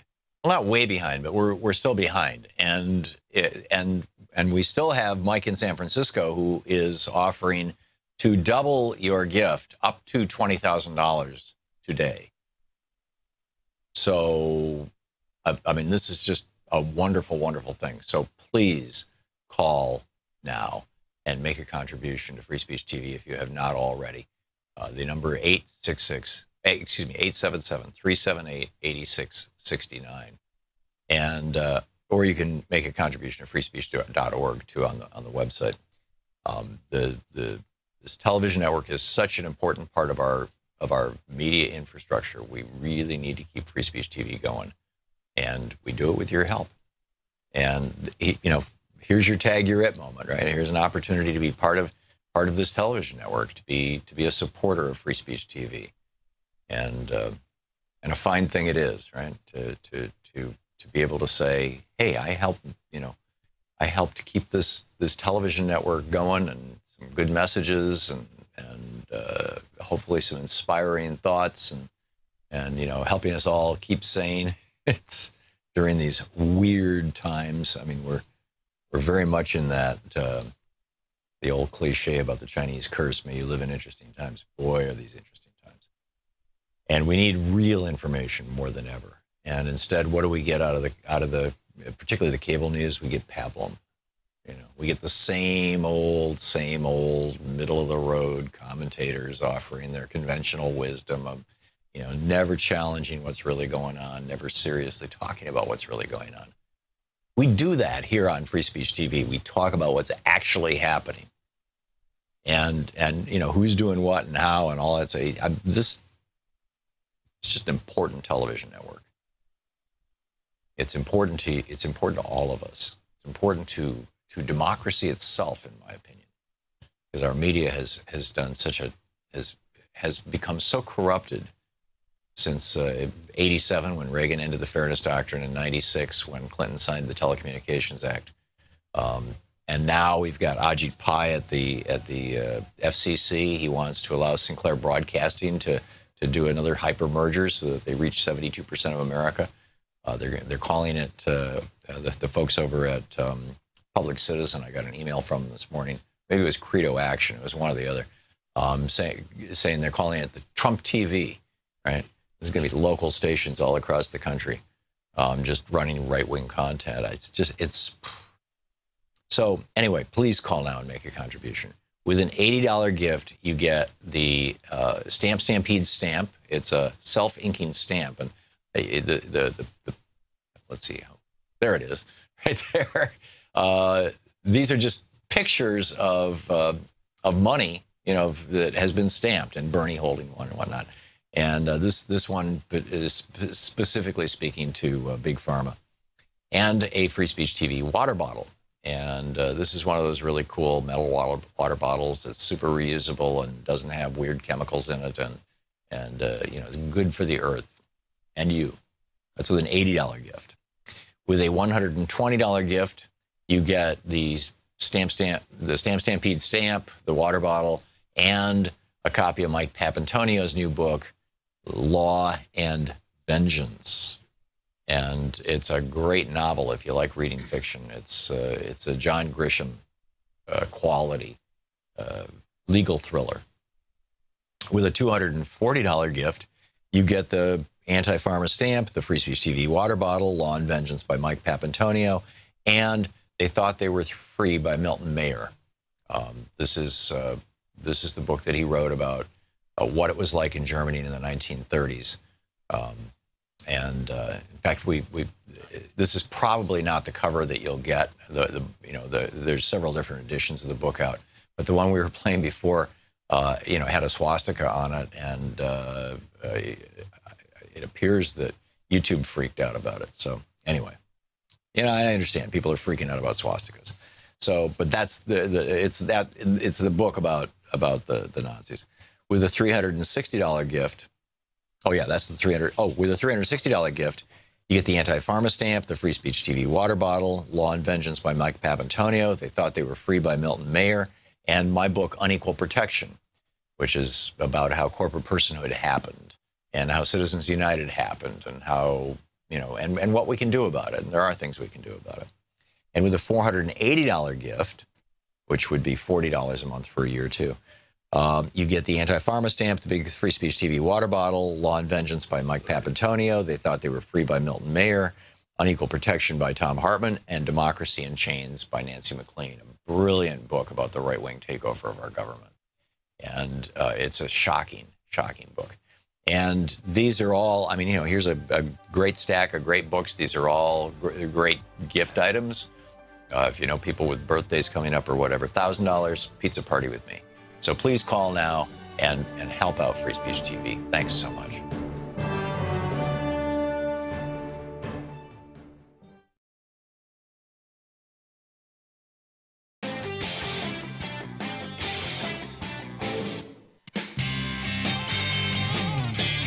Welcome back. Thom Hartmann here with you. Oh, this is interesting. Over at the well, it's a digression. Let me get back to your phone call. Sorry about that. Zangie Williams in King George, Virginia is on the line. It says here that you're running for Congress. Do I have that right? Zangie? Okay. Zangie, you got to listen to your phone, not your TV or radio. I'll come back to you. He's on line 10, Chris, if you want to check out what's going on. Gary in Irvine, California. Hey, Gary, what's on your mind today? Hey, Tom, you're the best. I'm a 30-year information technology professional in supply chain and logistics. I'm looking at this bottleneck in San Juan. They can't get this product to the people in the interior because of the roads and everything else. It's like, why is not the United States Navy taking those big helicopters that we have and picking up those containers and delivering them to the interior so these people, relieve their suffering. Right. Like we do in Afghanistan and Iraq, when we want to build a base. I mean, this is not rocket science. The military knows how to do this. It's just that Donald Trump and the billionaire cronies around him chose to wait 5 days before they thought about doing anything for Puerto Rico, and it's still not a all hands on deck. And people are dying. People are literally dying every day in Puerto Rico, and it's the result of the whether it's incompetence or whether it's don't give a damn. Whatever it is wretched what's coming out of this White House with regard to this. Gary, well said. Thank you for the call. Zangie, you want to try it again? Yes. Hi. I'm sorry. I was on mute. That's cool. Oh, that happens too. So it says here that you're calling in because you're running for Congress in Virginia. You want to tell us about it? Yes. My name is Vangie Williams, and I'm running for the 1st District of Virginia. I am the first African-American woman to run for this position. Mm-hmm. Yay. And, I'm calling in because one thing that really scares me in my journeys up and down the district is the lack of enrollment and lack of involvement of the Black community. And being a Black woman running for congressional seat for the first time in this district is really disheartening. And it makes me think of a quote from progressive activist and legend Vivian Hanlon. She said, liberals and progressives think they can change the world with words and well wishes, and conservatives know they can change it with money. And look at what's happening. Those with money are treating those without as if they aren't, as if a higher pay or a higher tax bracket would get them that recognition. Right. Puerto Rico is an absolutely beautiful country. They have supported this country just like any other American citizen with all their heart. And I need that correlation. I need the African-American community across the country to step up and get involved in politics, because Rob Whitman, who is our current congressman, we're calling him Running Rob lately because of what he did the other day with those DACA and Dreamers that visited him. He literally ran away from them? He literally ran away. It's in the Washington Post. Okay, so this is the guy that you want to unseat. Are you running in a Democratic primary, or do you already have the nomination? My primary, hopefully we'll have a primary next year, is June of 2018. Okay.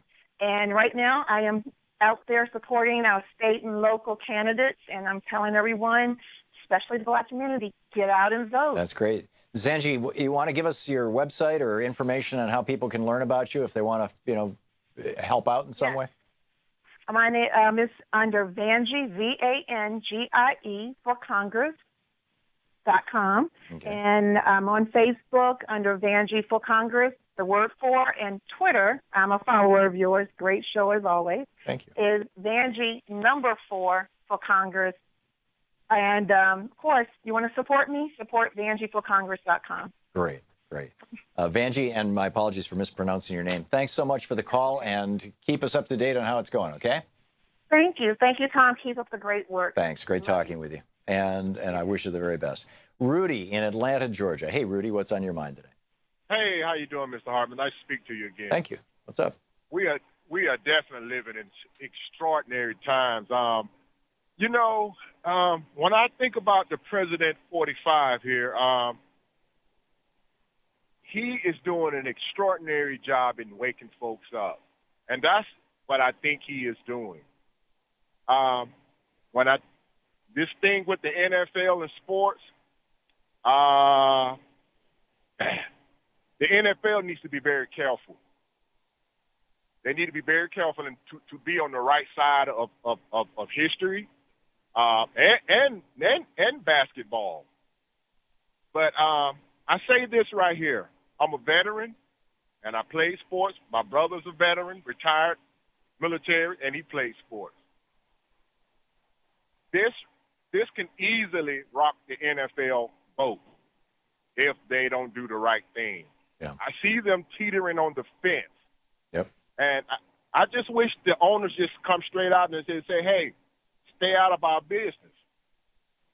I think, Rudy, I'm sorry. Finish your thought. I thought you were done.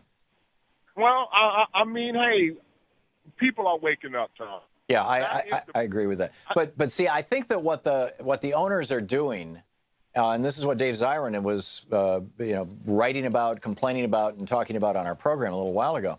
What the owners are doing and what the media is doing, particularly Dave was specifically calling out CNN. What they're doing is they're trying to strip out of the entire discussion about taking a knee the fact that it began and continues, by the way, to be a protest against violence against mostly black men by mostly white cops. That's correct. And I think that the NFL owners are betting that if they can kind of go along with Trump on this thing, in as much as the conversation gets changed from, is it about, police violence? No, we're not talking about that anymore. Now it's about how patriotic are we? Then everything will just kind of slide away and it'll turn into mush and people will forget about it. I think that's the bet they're making. And I think, frankly, they're winning that bet. No, it's a bad bet. You think? It's a bad, it's a bad bet. Yeah. Well, we'll see. I mean, I would never underestimate the willingness of the white majority in this country to have instantaneous amnesia about the circumstances of the black minority in this country. Well, I don't think it's the black minority. I think it's the young generation that sees what's going on, meaning the young generation, all groups in this young generation. My daughter's group, that's what I'm talking about. The ones that don't see gay, color. I mean, these kids are extraordinary. Yeah, I agree. I agree. Okay. And enjoy your weekend. Okay, Rudy, thanks a lot. Excellent call. Thank you. Chris in Eland, Wisconsin. Hey, Chris, what's on your mind? Hey, Tom, I just have a question. It's about Puerto Rico. I have a friend whose grandfather owned a company in Germany after the war, the First World War, and he got sent, he was living here, and he got sent a well, I guess it was like about the size of a box of checks, and it was Deutschmarks, and it was $2.5 million in Deutschmarks, worth absolutely nothing. Oh, this is during the hyperinflation after World War I, yeah. And I'm just thinking, why don't Puerto Rico just print up a bunch of money and send it to these morons in Wall Street and say, here, you've been paid. Well, the problem is Puerto Rico doesn't have their own currency. Puerto Rico is a U.S. possession, U.S. territory, and so they use the U.S. dollar. So they don't have the ability to create currency. But, you know, this is part of the United States. Puerto Rico is part of the United States. They, frankly, they should have statehood, in my mind. Go ahead. But couldn't they just, like... States don't have that power, Chris. States can't. In fact, Vermont is the only state in the union that does not require by its constitution a balanced budget every year. So states actually have very little, you know, fiscal wiggle room, as it were, outside of their own, you know, internal taxing and spending policies. But with regard to Puerto Rico, I think that, you know, this should be number one, a push for solarizing Puerto Rico immediately. Let's give them a 21st century power grid.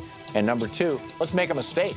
You know, Puerto Ricans have voted repeatedly for statehood. The Puerto Ricans want statehood. The majority of Americans have no problem with Puerto Rican statehood. It's being blocked by the Republicans because Puerto Rico is a reliably blue, would be a reliably blue state. They always vote for Democrats. And that's what's going on. Chris, thanks for the call. You're listening to Thom Hartmann. Visit ThomHartmann.com for audio and video archives. And I wonder sometimes if it's possible that Trump is so crass that, you know, red state Texas gets instant help, red state Florida gets instant help, blue state Puerto Rico, nothing.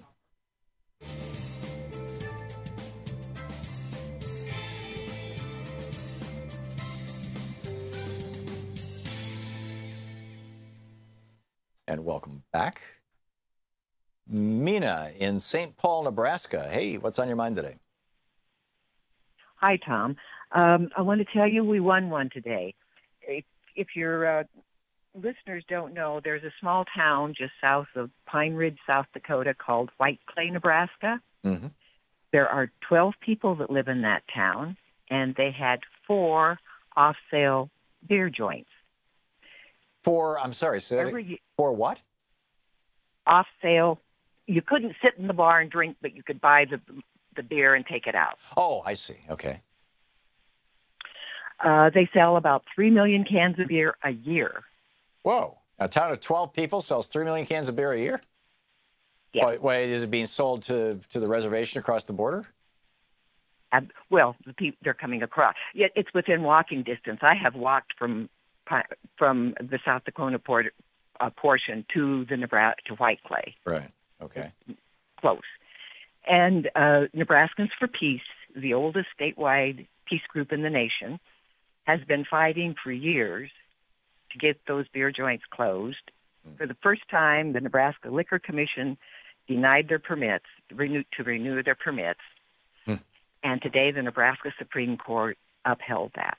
Wow. So there will be no more off-sale beer to the natives in White Clay, Nebraska. Yeah, that's great. I think. I mean, I'm happy. Yeah, it sounds. I have one other thing I want to quickly tell you is that Lutheran Disaster Relief and Catholic Relief are 2 organizations that 100% of what you donate goes directly to the victim. Interesting. I would be surprised if the United Methodist Church didn't do something like that too. Quite possibly. Yeah. I just know that these 2 do. Lutheran Relief and Catholic Charities. Okay, that's good. Yeah. I know that there are a number of good groups that operate in or out of Puerto Rico. The problem is that they're just like wiped out right now, and so these larger groups, And this is why, you know, we need the federal government in there, frankly. Mina, thank you for the call, and thanks for the information. Rich in Greenwood, Indiana. Hey, Rich, what's on your mind? Hey, Tom, thanks a lot. There was a news story you guys had yesterday, and it was repeated today on CNN as a report that people trying to get to aid on the mainland from Puerto Rico are being forced to offer up their passports as some element of the opportunity to get off the island. It's collateral for the cost, which is being billed at the full retail price of a coach airplane ticket, for the cost of the military transport off the island. Okay. And I think it's terrible. And I think, frankly, it's not so much that they want to make sure that they're paid back. It's that they want to make sure that these folks don't end up leaving Puerto Rico and permanently resettling in Florida and flipping that state blue. Well, that's all well and good, but the way this thing is reported, there's something huge that's being left out of that. And it's the idea that as this is being reported, these people don't need that document to come to the mainland, and their citizenship is United States citizens. Right. And so why don't we say their U.S. passport? And when people fail to think, they... Rich, we're out of time, but I got it. Thank you for the call.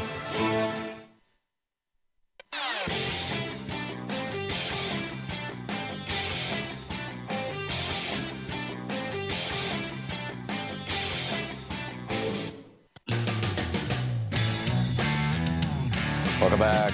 Let's check in with Talk Media News and find out what's going on in the world today. This report brought to you by goatsfortheoldgoat.com and Loving What You Do, Alan Ratner's new book. On the line with us, Patrick Gavin with Talk Media News. Hey, Patrick. Hey, how are you doing? Very well, thank you. So what's happening in the world today? Well, the president just got done giving some marks. The main focus talking about the economy and his new tax reform proposal, but he really spent the first 10 or 15 minutes actually giving a pretty full-throttle defense of his response to what's taking place in Puerto Rico, and also pushing back on some of the criticism. I think one of the interesting storylines that's coming out of this, probably not terribly surprising, is, you know, we sort of have this classic split-screen image of the Trump administration saying, you know, hey, we're doing a great job, we're doing everything we can, this is a story of government doing things well, but then you have people in Puerto Rico, the people actually in charge of getting things done here, that have a totally different story and say they're in fact not getting the help that they need. And President Trump, I think, to his credit, he cleared the way for more supplies to head to Puerto Rico by sort of issuing this 10-day waiver of federal restrictions on foreign ships delivering cargo to the island. In addition, House Speaker Paul Ryan said that that FEMA's disaster relief account would get $6.7 billion by the end of the week. I think, you know, I mean, on the one hand, Trump, I guess, has learned the lesson from last week, which is, I think when Puerto Rico was really bearing the brunt of it, he had, I want to say it's 2 tweets about it as compared to somewhere in the neighborhood of about 25 for the NFL. And as we all know, Twitter is probably our best insight into the thinking and priorities of the president. But I think people are probably expecting a bit more of reality from Trump about exactly just how much more is needed, and not to sort of imbue this complacency amongst, you know, not only the federal government but also the American people by telling them that everything is just hunky-dory. Yeah, it looks like the White House waited 5 days before they basically did anything. I mean, it's just insane. What else is going on in the world, Patrick? Well, so the main thrust of Trump's remarks was about his tax reform proposal. You know, we're still going to have to wait and see what the final product, if anything, looks like. But from what we know now, I mean, first of all, he stands to benefit incredibly well. The Washington Post today said it would give him at least $1 billion, his tax program. Exactly. You know, I think some of the other winners in this bill obviously include the top earners. The top bracket would be cut from 39.6% to 35%. The plan would also call for the elimination of the estate tax.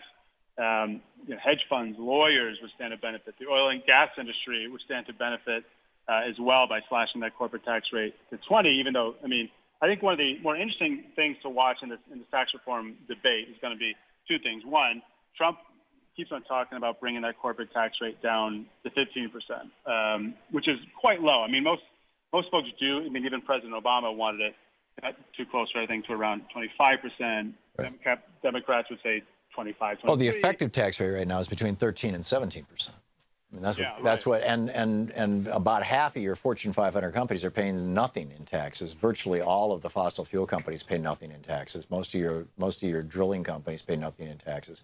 Most of your builders, you know what Trump is, developers, pay nothing in taxes because you've got all these tax loopholes.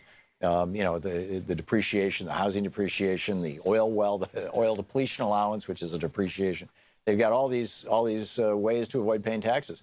So, you know, just from the get-go, you've got a whole bunch of major corporations, hugely profitable corporations in the United States, who pay nothing in federal taxes year after year after year. Right, which is why I think people should be leery or skeptical when they hear folks like President Trump or even Paul Ryan talk about how, you know, they want their tax return to fit on a postcard, which is, you know, sounds appealing and convenient in some ways, but you know, as you point out, the biggest loser in a sort of a postcard tax return world would be a lot of these, you know, people or corporations that are able to sort of use this exhaustive tax code to their benefit. So I think that, you know, you can't. Well, also he wants to raise the bottom tax bracket the bottom tax rate rather from 10% to 12%. So he's cutting taxes on the billionaires and he's raising taxes on the on people, you know, earning less than $30,000 a year. Yeah. And I think too, even though Republicans, Trump especially, are quite giddy and optimistic about their chances on tax reform, which I think they are right that their odds are better than it was under health care. You know, the thing that we always tend to forget is that, you know, Trump has a terrible habit of getting in his own way.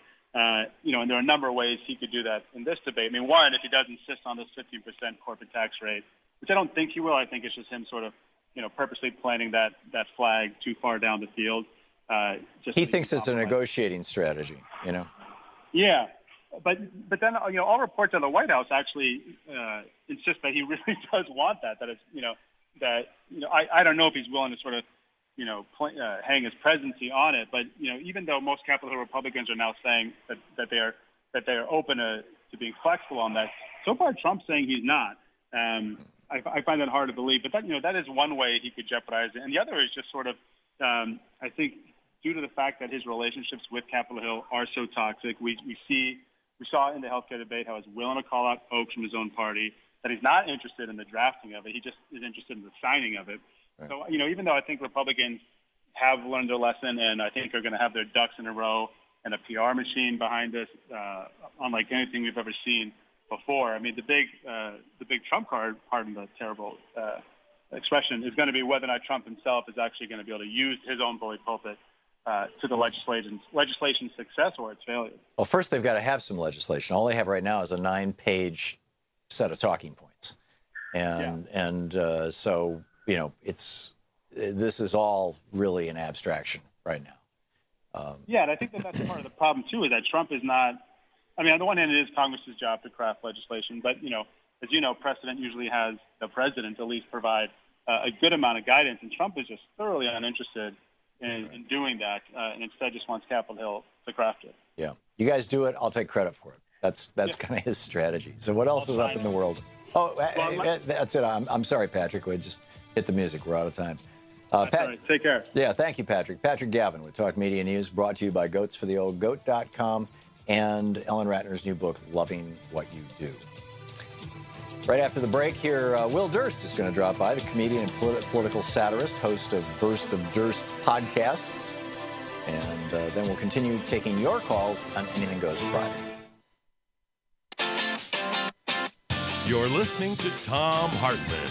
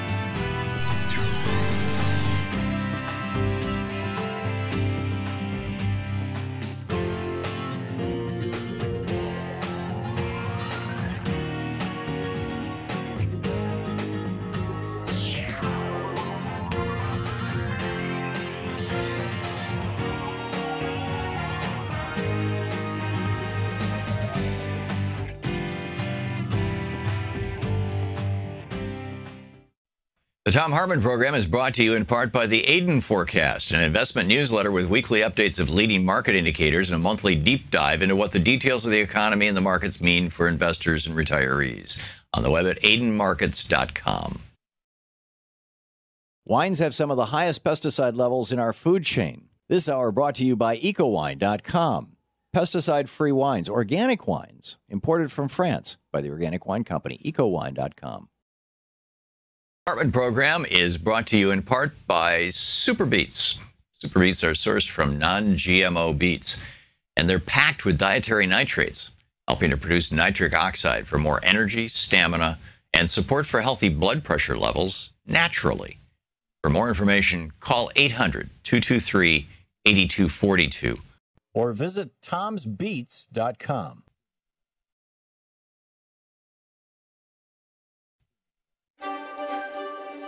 Last chance. It's the last day of the last week of the Free Speech TV fundraiser for the end of summer or beginning of fall or whatever you would call this season. And we are still way behind. Well, not way behind, but we're still behind. And we still have Mike in San Francisco who is offering to double your gift up to $20,000 today. So, I mean, this is just a wonderful, wonderful thing. So please call now and make a contribution to Free Speech TV if you have not already. The number 877-378-8669. And or you can make a contribution at freespeech.org too on the website. This television network is such an important part of our media infrastructure. We really need to keep Free Speech TV going. And we do it with your help. And, here's your tag you're it moment, right? Here's an opportunity to be part of this television network, to be a supporter of Free Speech TV. And a fine thing it is, right? To be able to say, hey, I helped to keep this television network going, and some good messages and hopefully some inspiring thoughts and helping us all keep sane. It's during these weird times. I mean, we're very much in that the old cliche about the Chinese curse, may you live in interesting times. Boy, are these interesting times. And we need real information more than ever. And instead, what do we get out of the particularly the cable news? We get pablum. We get the same old middle of the road commentators offering their conventional wisdom of never challenging what's really going on, never seriously talking about what's really going on. We do that here on Free Speech TV. We talk about what's actually happening, and who's doing what and how and all that. So it's just an important television network. It's important to all of us. It's important to democracy itself, in my opinion, because our media has become so corrupted since 87, when Reagan ended the Fairness Doctrine, in 96, when Clinton signed the Telecommunications Act. And now we've got Ajit Pai at the FCC. He wants to allow Sinclair Broadcasting to do another hyper merger so that they reach 72% of America. They're calling it, the folks over at Public Citizen, I got an email from them this morning. Maybe it was Credo Action. It was one or the other. Saying they're calling it the Trump TV, right? There's going to be local stations all across the country just running right-wing content. So anyway, please call now and make a contribution. With an $80 gift, you get the Stamp Stampede stamp. It's a self-inking stamp. And let's see, there it is, right there. These are just pictures of money, that has been stamped, and Bernie holding one and whatnot. And this one is specifically speaking to Big Pharma, and a Free Speech TV water bottle. And this is one of those really cool metal water bottles that's super reusable and doesn't have weird chemicals in it, and it's good for the earth and you. That's with an $80 gift. With a $120 gift, you get the Stamp Stampede stamp, the water bottle, and a copy of Mike Papantonio's new book, Law and Vengeance. And it's a great novel if you like reading fiction. It's a John Grisham quality legal thriller. With a $240 gift, you get the Anti-Pharma Stamp, the Free Speech TV water bottle, Law and Vengeance by Mike Papantonio, and They Thought They Were Free by Milton Mayer. This is the book that he wrote about what it was like in Germany in the 1930s. In fact, this is probably not the cover that you'll get. There's several different editions of the book out, but the one we were playing before, had a swastika on it, and it appears that YouTube freaked out about it. So anyway, I understand people are freaking out about swastikas. So, but that's it's the book about the Nazis. With a $360 gift. Oh yeah, that's the $300. Oh, with a $360 gift, you get the Anti-Pharma Stamp, the Free Speech TV water bottle, Law and Vengeance by Mike Papantonio, They Thought They Were Free by Milton Mayer, and my book Unequal Protection, which is about how corporate personhood happened and how Citizens United happened and how and what we can do about it. And there are things we can do about it. And with a $480 gift, which would be $40 a month for a year too. You get the Anti-Pharma Stamp, the big Free Speech TV water bottle, Law and Vengeance by Mike Papantonio, They Thought They Were Free by Milton Mayer, Unequal Protection by Thom Hartmann, and Democracy in Chains by Nancy MacLean, a brilliant book about the right-wing takeover of our government.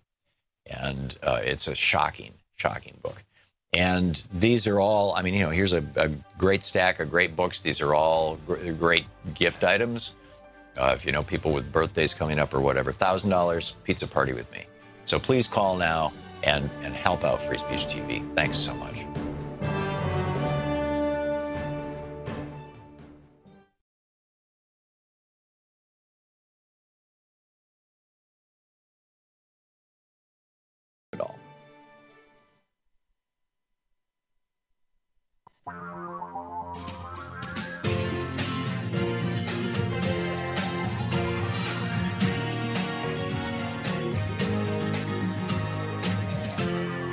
This is the Thom Hartmann Program.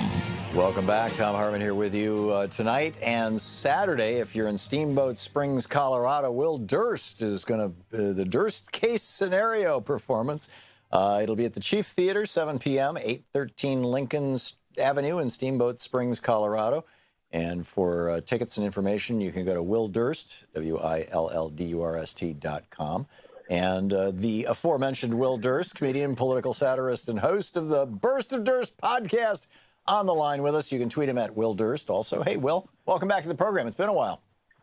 Hey, Thom Hartmann, how you doing? I'm well. So what is at the top of your mind right now? What do you see as the issues that you're having?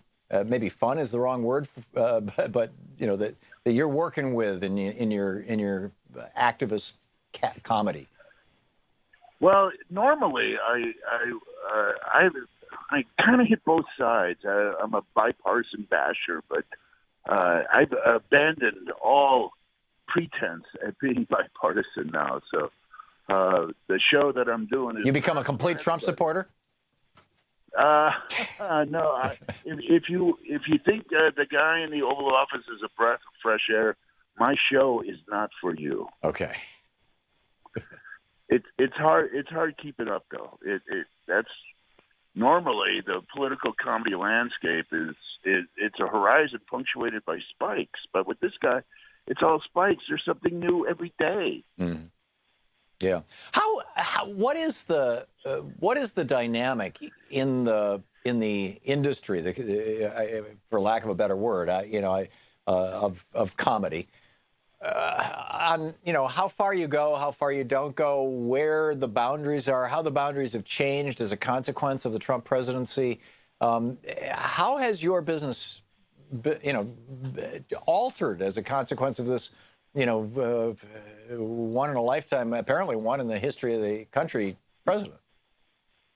Yeah, well, the comedy clubs are not a good venue unless you're extremely famous, like Louis Black or Dave Attell or those people who are on television a lot. for the comedy club audience, I like theaters because people come to hear the words, and you don't have to follow giant genital jokes, and so it's a different. For me, it's a brand new territory. Dealing with theaters, it's wonderful. The people who come, it's almost like community. They're seeking some sort of catharsis, and I've actually had people come up after my show and say, "Thank you. I never thought I'd laugh again." It's almost therapy. Yeah, that's great. Do you ever get to Portland? Pardon? You ever get to Portland, Oregon? I love Portland. I'm looking for a theater because I'm doing every Tuesday night at a theater in San Francisco. Then on the weekends, I take it out on the road. And I just came back from Milwaukee and Sturgeon Bay, Wisconsin, which was wonderful. Who knew there were progressives in Door County? Oh, yeah. Well, there's progressives everywhere, Will. I'm hip. Yeah. Are you still doing that show or podcast with Willie Brown, with the mayor, the former San Francisco mayor? Yeah. We do it like once a month, and we do it live in the little theater at the Marsh. He was. It's been a couple of years since I've had him on the air, but he was just sharp as a tack, and he's getting up there in years. But man, what a force! I mean, he's like a force of nature. He is, and in San Francisco, he's a civic jewel. He's 82, and he speaks without notes. He's blind as a bat, but as you say, he's a force of nature. He writes a column. He's still lawyering, and any progressive event in San Francisco, you can always depend on Willie Brown to show up. Yeah. He had a morning show for about a year on the ill-fated Air America. Yeah, I was on that station, and yeah, I remember it. I remember it well. So what's coming up next for you? You've got this gig this weekend in Steamboat Springs, Colorado. Is this part of a national tour you're doing? You're traveling around the country? Yeah, I do every Tuesday at a place called the Marsh in San Francisco. Mm-hmm. Okay. And looking for theaters, looking for one in Portland to do a little run, looking for one in Seattle. Any bastion of progressive thought. We're just trying to get the word out because, as you say, this is a once in a life. I expected to go back to my Boomer show because after 2012, 2013, nobody wanted to hear politics. They were politicked out after, and I thought the same thing was going to happen this year after Hillary was elected. Yeah, but it certainly hasn't. It has become a zoo. It's just amazing. Will Durst, the legendary comedian, political satirist, host of the podcast Burst of Durst. His website, willdurst.com. You can tweet him at Will Durst. And once again, if you're in Steamboat Springs, Colorado, tonight and tomorrow night, he'll be at the Chief Theater. Will, thanks a lot for dropping by. Thank you, Thom Hartmann. Great talking with you. Keep up the great work. We'll be back. This is the Thom Hartmann Program. Back with your calls on Anything Goes Friday right after this.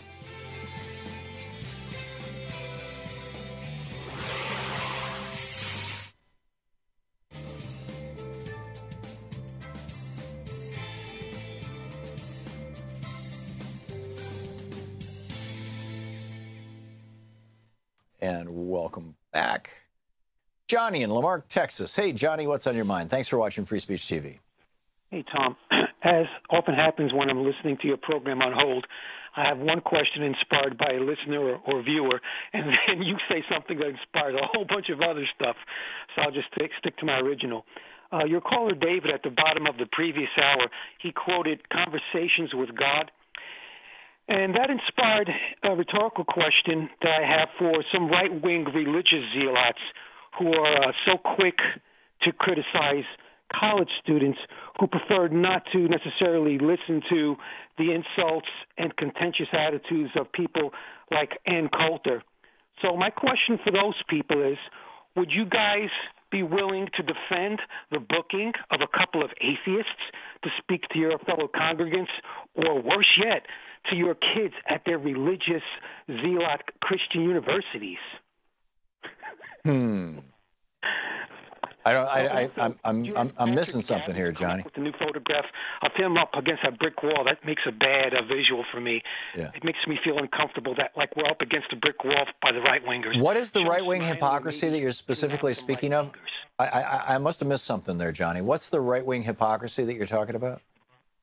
The right wing hypocrisy is they like to criticize so-called liberal students who don't tolerate right now hearing from right-wingers at their universities. Oh, I see. I see what you're saying. This whole free speech kerfuffle thing that Milo and Ann Coulter and a couple of other right-wingers are churning to try to increase their book sales. Right. And I defend the students' rights to say, no, we don't want these people at our college. Yeah. I don't think it's hypocritical at all because they're reacting to unnecessary times, very extreme times. Desperate people do desperate things. So I'm totally okay with that. And as soon as the right-wingers allow our people or like atheists to speak to their church congregants or to their kids at their Christian universities, when that happens, then I'll revisit the issue with a glad heart. Yeah, there you go. Johnny, thanks for the call. Well said. Yeah, good talking with you. Thank you. Jim in Los Angeles. Hey, Jim, thanks for watching Free Speech. What's on your mind? Professor Hartmann, the most intelligent man in all of media, and who you are. I wish. And you on KPFK, and the wisest man in all of media is also on there. Blaze Pompane for your viewers. Great. Please check him out. He is so brave. He is anyhow. The main thing that I always wish to say is we can win back the House and the Senate in a year and so many months, and I do believe that our president will pardon his son and his daughter and his son-in-law and then resign. Then we'll have Pence, but... Yeah, and then Pence will pardon him. I suspect that that's exactly what's going to happen. If Mueller brings down indictments, that Trump is going to pull a Nixon. I fully expect that. And I'm fully expecting Mueller's indictments. Jim, thanks a lot for the call. We'll be right back.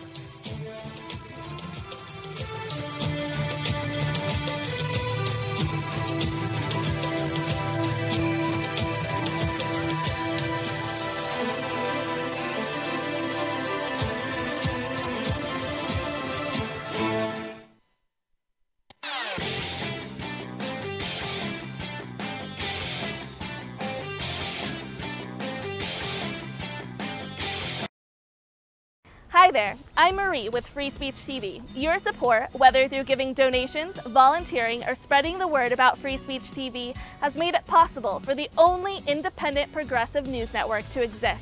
And for that, I want to say thank you. Now you can give to the network powered by the people by donating an unwanted or used vehicle through our Vehicles of Change program. If you have an old car, RV, or even a motorcycle, Free Speech TV can use it to grow and thrive. You can make a bigger difference in supporting Free Speech TV by giving an old car. It's a great way to support the network without having to dig into your bank account. Just call 877-378-8669 and ask for more information about Vehicles of Change. Again, the number to call is 877-378-8669. If it has a VIN, we'll take it in. Thank you.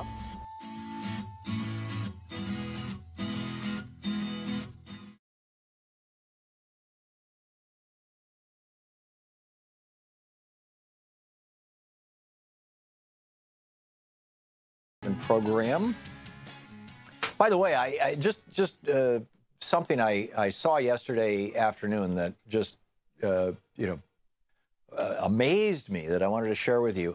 There is a Dutch news organization that has teamed up with McClatchy newspapers and done a series, so far 3 in the series so far, a series of investigative reporting investigations into the colleagues is not the right word, cronies is not quite the right word,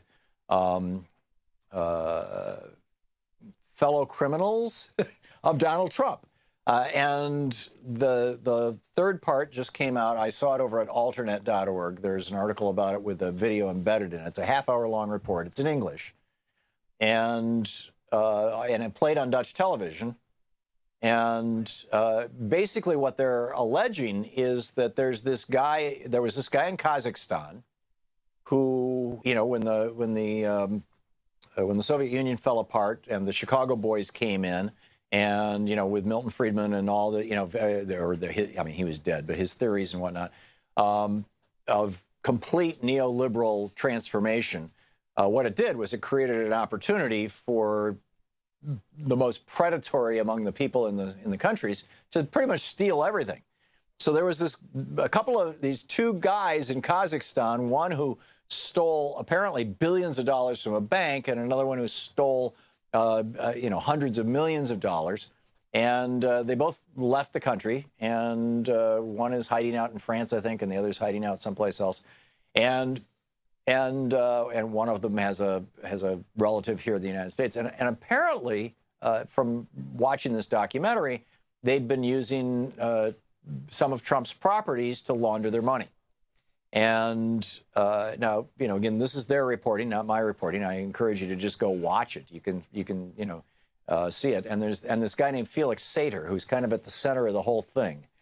And I have a feeling that this is an early preview. If you want to see what the impeachment hearings are going to be like, or what Mueller is going to be bringing forward against Donald Trump and his associates, I strongly encourage you to go over to alternate.org right now and check out the article. I'm not sure where it is on the page today. I read it yesterday, but watch that little 30-minute video. It's pretty mind-boggling. So back to your calls. Marty in Evergreen Park, Illinois. Hey, Marty, what's up? Hey, John. Thanks for taking my call. Happy Friday. Thank you. I catch you. I wanted to call attention to a tweet that Donald Trump put out on Tuesday, and I thought it was pretty insanely offensive. And I don't think it got enough media attention, but it's still up on his Twitter feed too. But he said, even Usain Bolt from Jamaica, one of the greatest runners and athletes of all time, showed respect for our national anthem. And then it linked to a video clip where Usain Bolt was chatting with this reporter, and he stopped her while they were playing the anthem, and then he just kind of stopped and, you know, stopped the interview. But to me, it was just really offensive that, you know, like, if he wants more respect for the national anthem, then he should actually do something to address the abuse of power of law enforcement, actually do something to stop, you know, the authorities from brutalizing minorities in this country. You know, it's not like the camera caught these football players chatting on Facebook on their phones during the anthem. I mean, they actively and thoughtfully and deliberately boycotted the national anthem, and it seems to me like why would he call out Usain Bolt, who has no reason to boycott the national anthem, who is the only it seems like the only thing they have in common is that they're both black people. Yep. or that, you know, a lot of the people that were boycotting the national anthem were, yeah, the subtext is the subtext would be, there are some good black people out there, but these NFL players are apparently not among them. And, you know, and what I'm seeing here, Marty, is, as the old fart in the room, I remember when Muhammad Ali was Cassius Clay and he was protesting the war in Vietnam, and I believe it was Nixon went after him. It was certainly the whole Republican Party, the whole gang of them. And again, they took his specific protest against the war in Vietnam and against poverty in the United States. Muhammad Ali was speaking out against poverty in the United States and the war and the race and the racist elements of both. And they completely blew that out of the water in terms of the conversation and turned it into whether or not Muhammad Ali was a patriot or not, whether he loved his country or not, that kind of stuff. And that's exactly what Trump is doing. And Roger Stone is Trump's main advisor, or one of his main advisors. He was one of Nixon's main advisors. He's got Nixon's face tattooed on his back. I think that we're just watching the Nixon presidency all over again, only this time, instead of a paranoid, we've got a narcissistic sociopath. And I agree with you, Marty. I think that's a deplorable tweet. And, you know, it's awful. Marty, thank you for the call. Jack in Harrison, Michigan. Hey, Jack, what's up? Hi. Thanks for taking my call. I just wanted to update you on exactly when Korea was divided. Oh, great. We had a caller who asked, and I did not know the answer to the question. What is it? Yeah. It was in 1945, at the end of World War II. Apparently, Japan had ruled over Korea, the entire peninsula, and then when they lost the war, the peninsula was divided up among the communists and the free people down in the south. And that's where it all... And that division was made by whom? It was in settlement by the allies of the... so it's part of, it was part of the armistice, the post-World War II armistice? Yeah. Interesting. Or whatever they call that, you know, when you end a war. Yeah. I think armistice is the word. Yeah. Fascinating. Well, thank you, Jack. And on the subject of passports, passports are actually the property of the U.S. government, and they've got a whole elaborate system on how they can ask for them back. I know. And in fact, I mentioned that yesterday when somebody called and said, you know, why are they taking passports from people coming in from Puerto Rico? And I was like, well, because, you know, they can't just say, give me your computer or give me your wallet, but they can say, give me your passport, because the passport is actually not your property. It's the property of the federal government. And, you know, from beginning to end, and even when it's expired, it's technically the property of the federal government. So excellent points, Jack. Thanks a lot for the call, and thanks for the information. Jim in Belle Plaine, Iowa. Hey, Jim, what's on your mind today? Getting off the headphone. Can you hear me? Sure. Yeah, just fine. What's up? Hey, you know, you suppose Donald Trump got any nasty comments from anybody in Puerto Rico when he filed for bankruptcy? Yeah, I think it's possible. My recollection is he stuck the island with a $33 million bill. Yeah. Somebody was probably unhappy with him in Puerto Rico, so they disrespected him. The NFL, Dave Zirin told us, they disrespected him. Barack Hussein Obama, one of the greatest presidents we'll ever have, disrespected him at the Correspondents' Dinner. This guy, and I hate to paraphrase Sarah Palin, is a petty, vindictive little punk. Yeah. That's all he is. He's certainly behaving like one. I mean, it's like, you know, so thin-skinned and so easily upset, and so it's just if you don't respect him, if you don't respect his authority, you know, the good thing about Cartman on South Park is he's fictitious. Yeah, he's fictitious, right? This guy is real. Yeah, and he behaves like a South Park character. You're right. Jim, thanks a lot for the call. Great to hear from you. We'll be back with more of your calls. It's Anything Goes Friday here on the Thom Hartmann Program. And when we come back, I got to tell you about this amazing story. You ever heard of the Southern Company? I just have to tell you about this after the break. Stick with me. You're listening to the Thom Hartmann Program. Call 202-808-9925. We started the show with a Rick Perry boondoggle. We're going to go into the last half hour with another Rick Perry boondoggle. Stick around.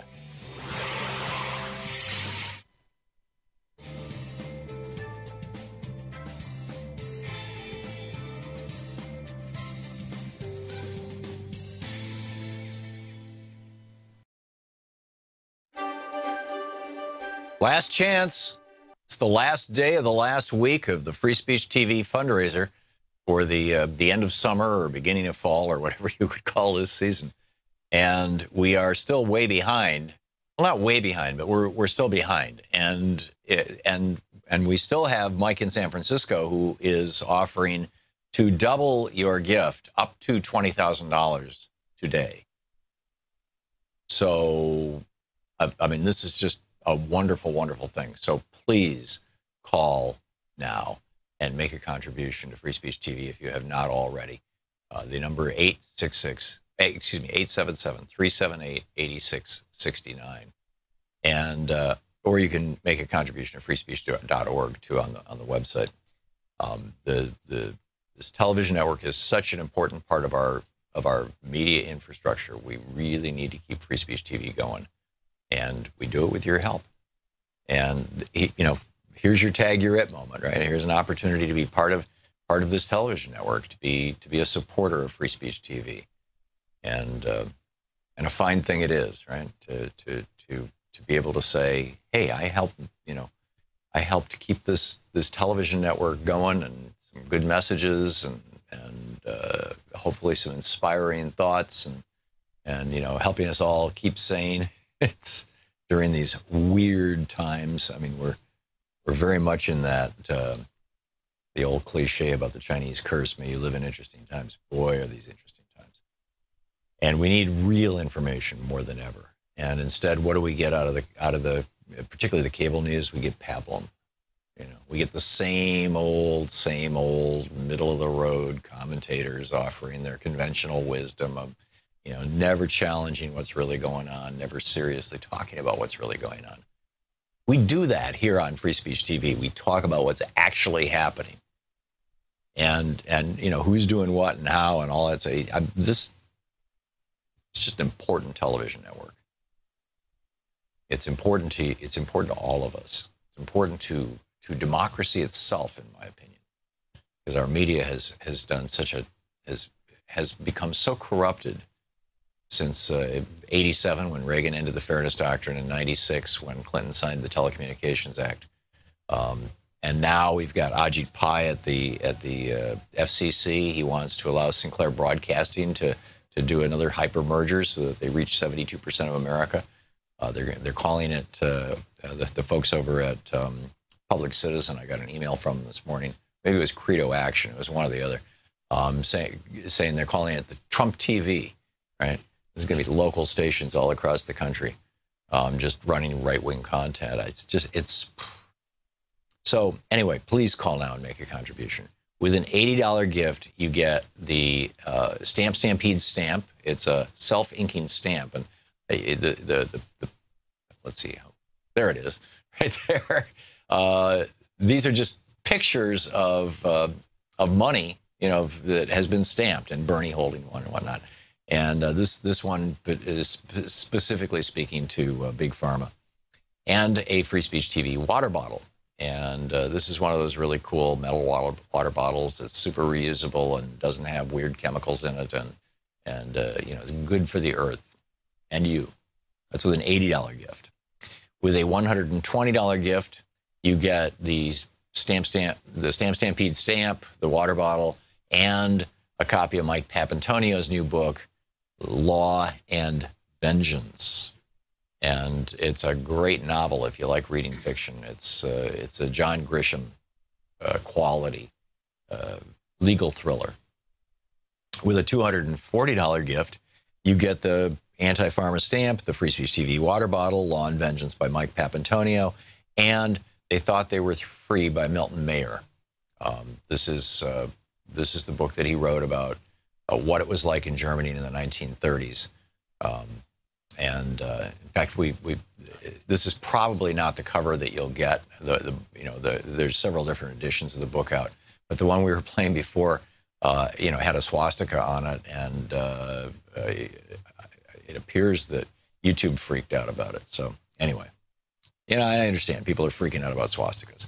So, but that's it's the book about the Nazis. With a $360 gift.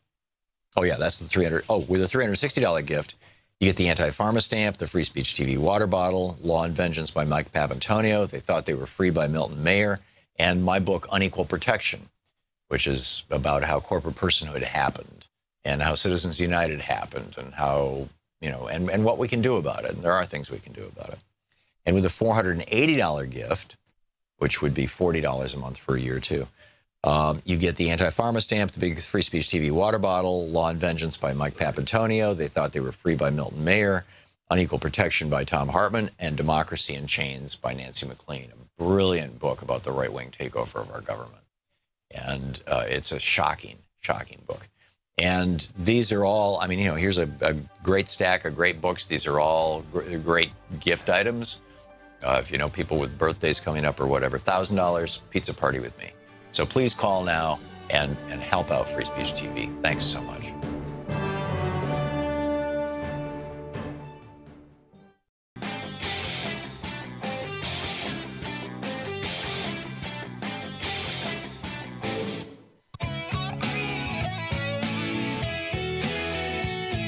Welcome back. Thom Hartmann here with you. Okay, the Southern Company and Rick Perry. This is, you know, I reported at the beginning of the show that Rick Perry wants to require that utilities that are manufacturing electricity out of coal and oil and nuclear power get paid higher prices than they're being paid right now because, you know, that wind and solar power is getting so cheap that it's running the risk of putting some of these companies out of business or making them less profitable. So, you know, big gift to them, right? So that's number one. Number two, back in on August 9th in the Washington Examiner, John Siciliano wrote an article about the Southern Company, quote, the utility giant Southern Company is being sued by a company engineer who says the company misled shareholders and may have violated federal law about the safety and timeline for opening an advanced clean coal power plant in Mississippi. Southern Company has spent 7 years and nearly $8 billion to build the clean coal gasification plant, which initially was projected to cost $3 billion in 2010. The plant had been slated to open 3 years ago. Anyhow, the plant is now suspended. And, you know, because there's no such thing as clean coal. I mean, that's really what it comes right down to. So that's, you know, the Southern Company there. Now, the Southern Company also is building, apparently, some nuclear power plants. This from The Hill, Timothy Kama. And this is where Rick Perry comes in with his smart guy glasses. The loan guarantees to Southern Company and other companies involved in the construction of 2 new units at the plant Vogtle, we're talking about nuclear power plants. Well, in fact, actually the first sentence. The Trump administration is planning to issue loan guarantees worth up to $3.7 billion for a troubled nuclear plant construction project in Georgia. The project is at least 3 years behind schedule and $3 billion over budget. And Westinghouse Electric Corp., the company overseeing the construction, pulled out this year after filing for bankruptcy. Energy Secretary Rick Perry said the decision to put more support into the project helps a power source that's resilient and strengthens our economy. Right, so we're giving them, or we're loaning them, right? But I mean, they're just going to take it out of the hide of their ratepayers, right? And in fact, they probably already have, at least part of it. Billions of dollars. We're talking, you know, this is $3.7 billion in addition to already, and that they already have of $8.3 billion, according to this article in The Hill. It's pretty mind-boggling what's going on. The subsidies for the fossil fuel and nuclear industries, and nothing for solar or wind. When solar and wind literally can save our lives, they can save our nation, they can save our future.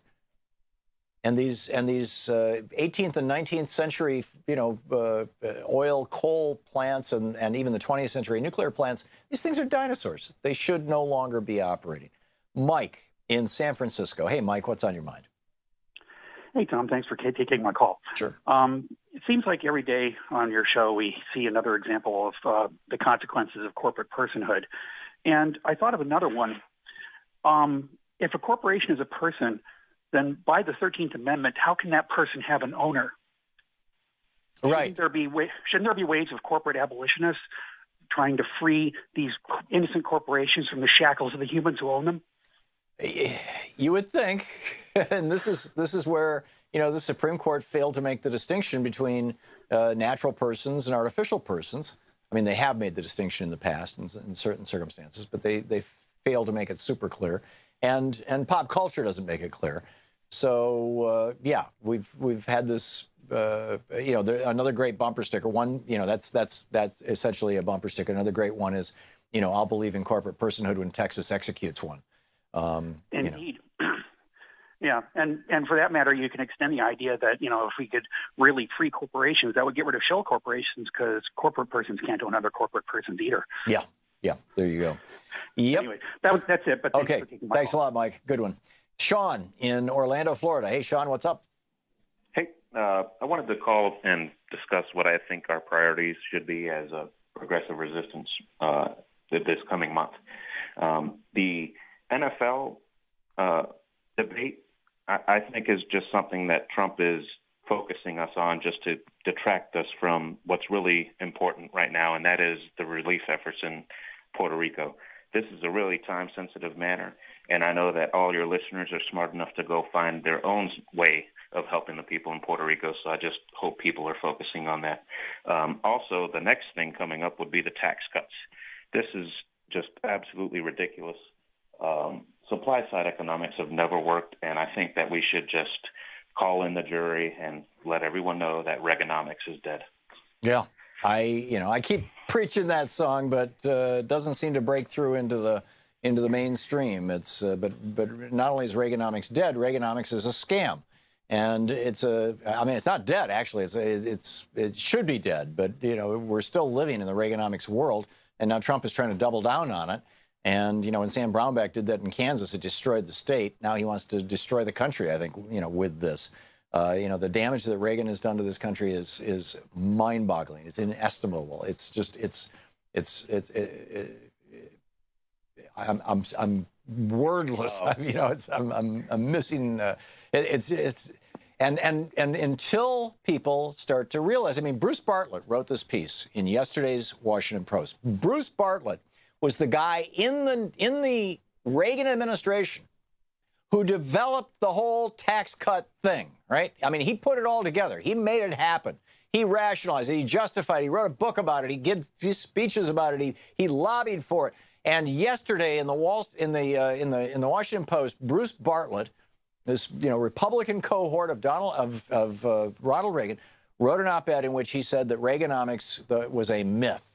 That cutting taxes, producing growth was a myth.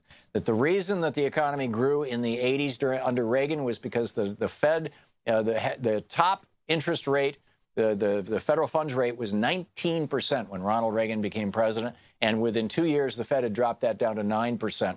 And that was just an enormous injection of cash into the economy. Huge stimulus, just like we've been seeing the stimulus since 2009 with the Fed taking interest rates down to 1% now.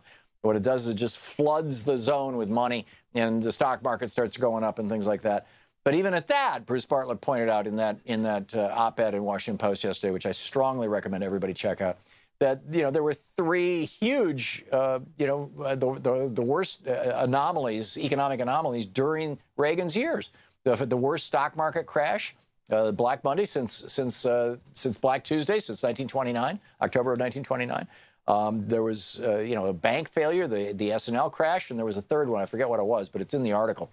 And, he just comes right out and says, basically, in a slightly more polite way than I'm saying it, this idea that if we cut taxes for rich people and corporations, that it's going to grow the economy and grow the middle class is a plain old flat out lie. And I'm sorry I told you this lie 40 years ago, but I'm cleaning it up right now. And don't buy this stuff from Donald Trump, because it's a bad product.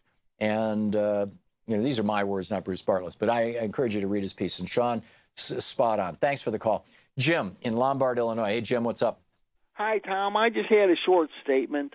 I think that the Republicans are perpetrating violence against the human race with a pen. And that's about all. That's my statement that I wanted to make. Specifically how? Well, with the legislation they're doing, without writing legislation about climate change, all these things that they're doing, it's violence against the human race. That's what. Not feeding the hungry in this country, not taking care of the homeless, just letting people suffer with no health insurance. This is violence against the human race. Yeah. I can find nothing in what you have said with which to disagree, Jim. Thank you. Well said. John in Teaneck, New Jersey. Hey, John, what's up? Hi, how you doing, Tom? Good. I just wanted to talk a little bit about the NFL. Just 2 points. One, Trump has just shown himself to just be a blatant racist. To say, get those SOBs off the floor, off the field, he might as well have used the N-word because that's what he meant. And two, the reaction is so dehumanizing when you have these NFL fans who are telling them, get up off your knees, you're here to play a game, you're the only reason why you're here is because I'm here watching you. It's so dehumanizing and so racist, and I'm tired of it. I'm just sick of it. And no offense to you, Tom. I listen to you here or there. Everything is so calm, facts, this or that. Where's the anger? Why aren't people angry at this? Is this just... I think there's a lot of anger out there, John. I think a lot of people are seriously pissed off at Donald Trump for what's going on. And there's, I would be astonished if there was any person of color in this country who didn't know exactly what Trump is doing. And increasingly, white people are figuring it out too. And tragically, many of them are on Trump's side, and they got it immediately. They got the whole dog whistle. The Republicans have got this down to an art form, and Trump was doing it and continues to do it. And I frankly, I think that Puerto Rico is another symptom of this. Why is it that cities that are predominantly cities, or in the case of Puerto Rico, U.S. territories, that are predominantly filled with people of color, specifically New Orleans and Puerto Rico, why is it that when Republicans are in charge and disasters happen in those areas, somehow the relief just doesn't get there the way it should? You're listening to Thom Hartmann. Visit thomhartmann.com for audio and video archives. On the other hand, you hit Florida or Texas and, hey, instant help, no problem, here you go, yeah. You got a problem.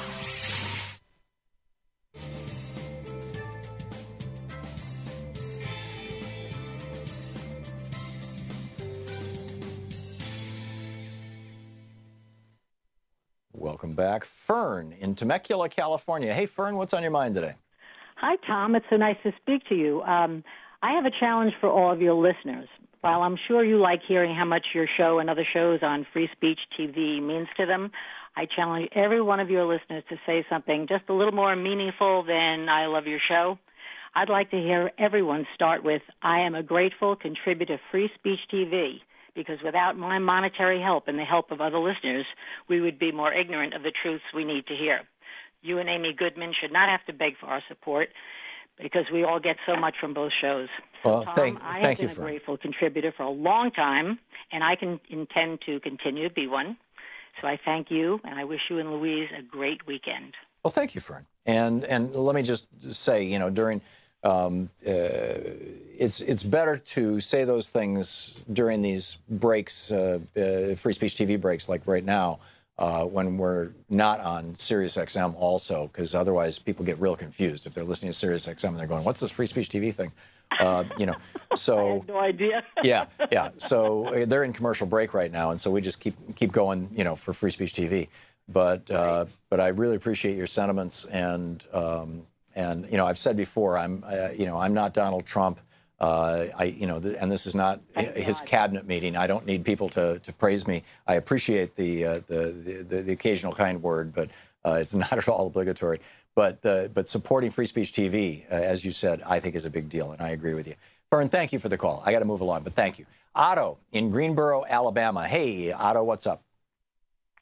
Tom, yes. I was opened the morning paper this morning, and there's an article in there every day that this lady you call in is called Sound Off. Mm-hmm. And, people get mostly his political opinions, Sure.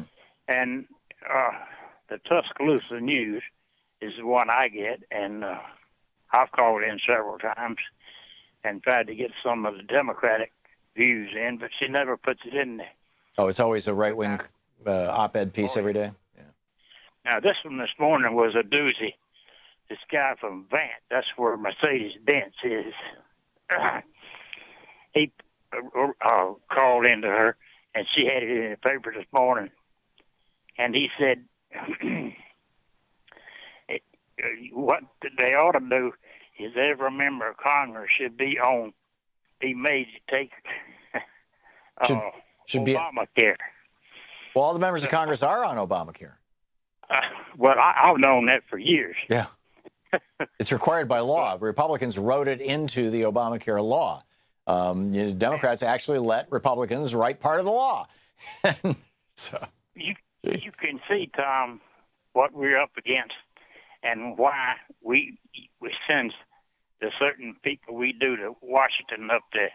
In other words, I was in a place of business, and they were talking about where to send the bill, and I spoke up and said to send mine to Luther Strange. This was before the election. Yeah.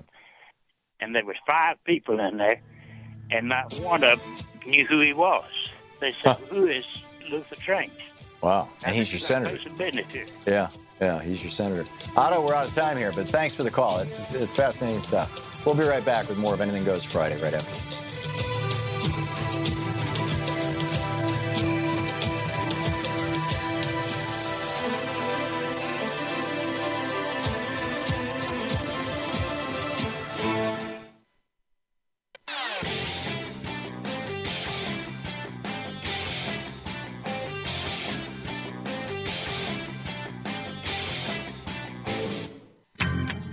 Hey, thanks so much to our show director, Louise Hartman, to my executive producer, Sean Taylor, to our producers, Nate Atwell, Chris Mendelis, and Troy Miller, to our writer-researcher, Nate Sweet, to our webmasters, Nigel Peacock and Jamie Holly, our business manager, Ron Hartenbaum, everyone at the various groups that syndicate our program, Digital Media, Pacifica Radio, Sirius XM Satellite Radio, Cable Radio Network, Free Speech TV on Dish Network, DirecTV, all the cable providers that carry our show, like Manhattan Neighborhood Network and every home in Manhattan, all the others around the country, to the great folks at Free Speech TV and RTTV who work on the big picture. Tonight is our last show, the last big picture, and I'll be leaving that network and that show, but I'll still be here. And thanks to the Progressive Voices channel on TuneIn, to Netroots Radio, to our newsletter editor, Sue Nethercutt, to the folks in our chat room, to Ellen Ratner, Victoria Jones, Bob Ney, and everyone at Talk Media News, to Jay Goodman-Tamboli for tech support, to our affiliates, our sponsors, and to you for supporting our program. Thank you so much. It is really appreciated. Helen in Fairmont, West Virginia. Hey, Helen, what's on your mind today? I'm curious. I've never heard anybody discuss this, but I wanted to know what would happen if the Republican governors who did not sign up for the Medicaid expansion did so now. What effect would it have on the Affordable Care Act? I wondered if you could answer that question for me. I believe that there was a 3-year window for them to sign up. There may have been waivers issued to allow them to sign up after that. I frankly, Helen, I don't know the answer to the question. That would be a question for somebody who's deeply steeped in that kind of thing. Somebody like Alex, or somebody who's a real expert on healthcare. Don't know. Oh, one more thing I wanted to tell you too. National Geographic had a great show on about the great killing, the extinction of the dinosaurs, and all those things, and how this, I believe this will be the 6th, I believe they said. Yes, we are now in the midst of the 6th extinction, yes. With climate change. Yep. And that was very interesting, so I would encourage people to find that show and watch it. I will have to check that out. Helen, thank you very much for the call. Thank you very much. Matt in San Marcos, Texas. Hey, Matt, what's up? Not a lot. I was hoping you could speak to basically the propaganda principles. The ones I'm talking about are the ones that Goebbels put out, or was seemed to put out, and how they're used by the GOP. You're talking about the big lie strategy? Yeah, basically, and not just the big lie, but I mean, maybe this is associated with that as well. But with the only news you can believe is the news that comes from this source, and the whole how that associates with the fake news. Yeah. And just the capitalization of propaganda. I feel like a good example of that. And when you back up, also the victimhood aspect. And I feel like Fox News is there. Fox News is the personification of all of those things. It really is. And the Trump administration is using the big lie strategy right now. I mean, right in front of us with this tax thing. They're lying through their teeth about it. Just like they were lying through their teeth about the Obamacare repeal, saying that it was actually going to cover more people. It was a lie. they have been consistently lying, and it's not just Donald Trump, it's Mitch McConnell and Paul Ryan and all the rest of them. The Republican Party in general. Yeah, and they are using these techniques, and they have been for years and years, and to some extent it's worked. But, you know, as Abe Lincoln said, you can fool some of the people all the time, you can fool all the people some of the time, but you can't fool all the people all the time. And all the people, or at least some of the people, are starting to wake up, and I see that as a really, really good sign. So, you know, hopefully it'll continue. Matt, thanks for the call. Russ in Worcester, Vermont. Hey, Russ, what's up? Hey, Tom. I love your show, and I am a contributor, and I really rely on it. And I have a disturbing story that I picked up on the news. I think the source was Rachel Maddow, but apparently there's a guy that worked heavily with the Russian Alpha Bank in some regard. I don't know what his position was. He was some kind of puppet for them or something. Anyway, this guy is going for a seat in our Justice Department, a pretty powerful seat. This guy, you know, I think there's a conflict there. Yeah, I didn't see the segment, and I don't know anything about the story, so I can't speak to it, Russ. But I felt like calling to alert. Yeah, I'll look for it over the weekend. I'll look for the news story. Thanks for the heads up on that. Richard in Sun Prairie, Wisconsin. Hey, Richard, what's on your mind today? Yeah, this is a question I'll take off the air, but if a corporation is a person, why isn't it taxed on a personal basis? And, you know, there's a progressive type tax. And, right. Well, the theory is pretty straightforward. There's two reasons for taxes. One is to raise money, and the other is to encourage or discourage behavior that is of value to society or not of value to society. And so, you know, we provide a tax level, an income tax level for individual persons, and then tax breaks and incentives around that, you know, like the home mortgage deduction, for example, to encourage you to buy a house, to encourage specific behaviors. You have to have a different tax code for businesses because there's a whole completely different set of behaviors that you want to incentivize on the part of business or disincentivize on the part of business.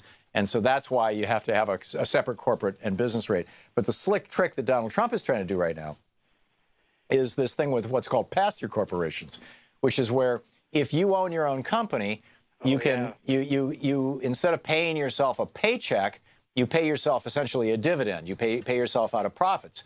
And he wants to fix that tax rate at 25%.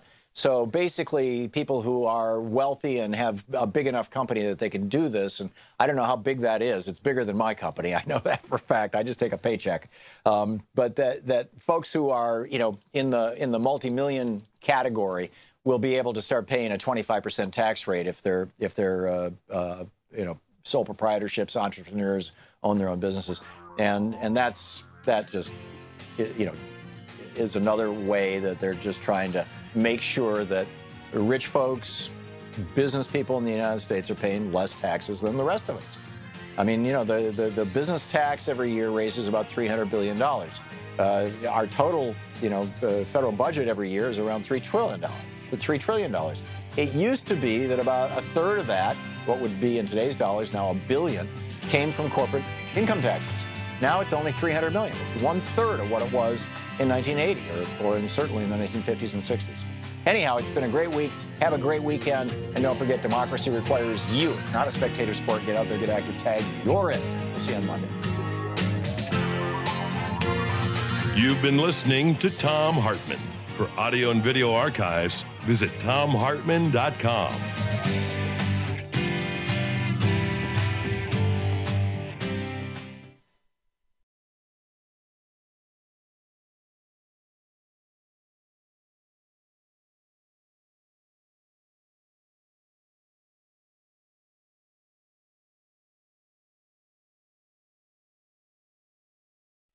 The Thom Hartmann Program is brought to you in part by the Aiden Forecast, an investment newsletter with weekly updates of leading market indicators and a monthly deep dive into what the details of the economy and the markets mean for investors and retirees. On the web at aidenmarkets.com. Wines have some of the highest pesticide levels in our food chain. This hour brought to you by EcoWine.com.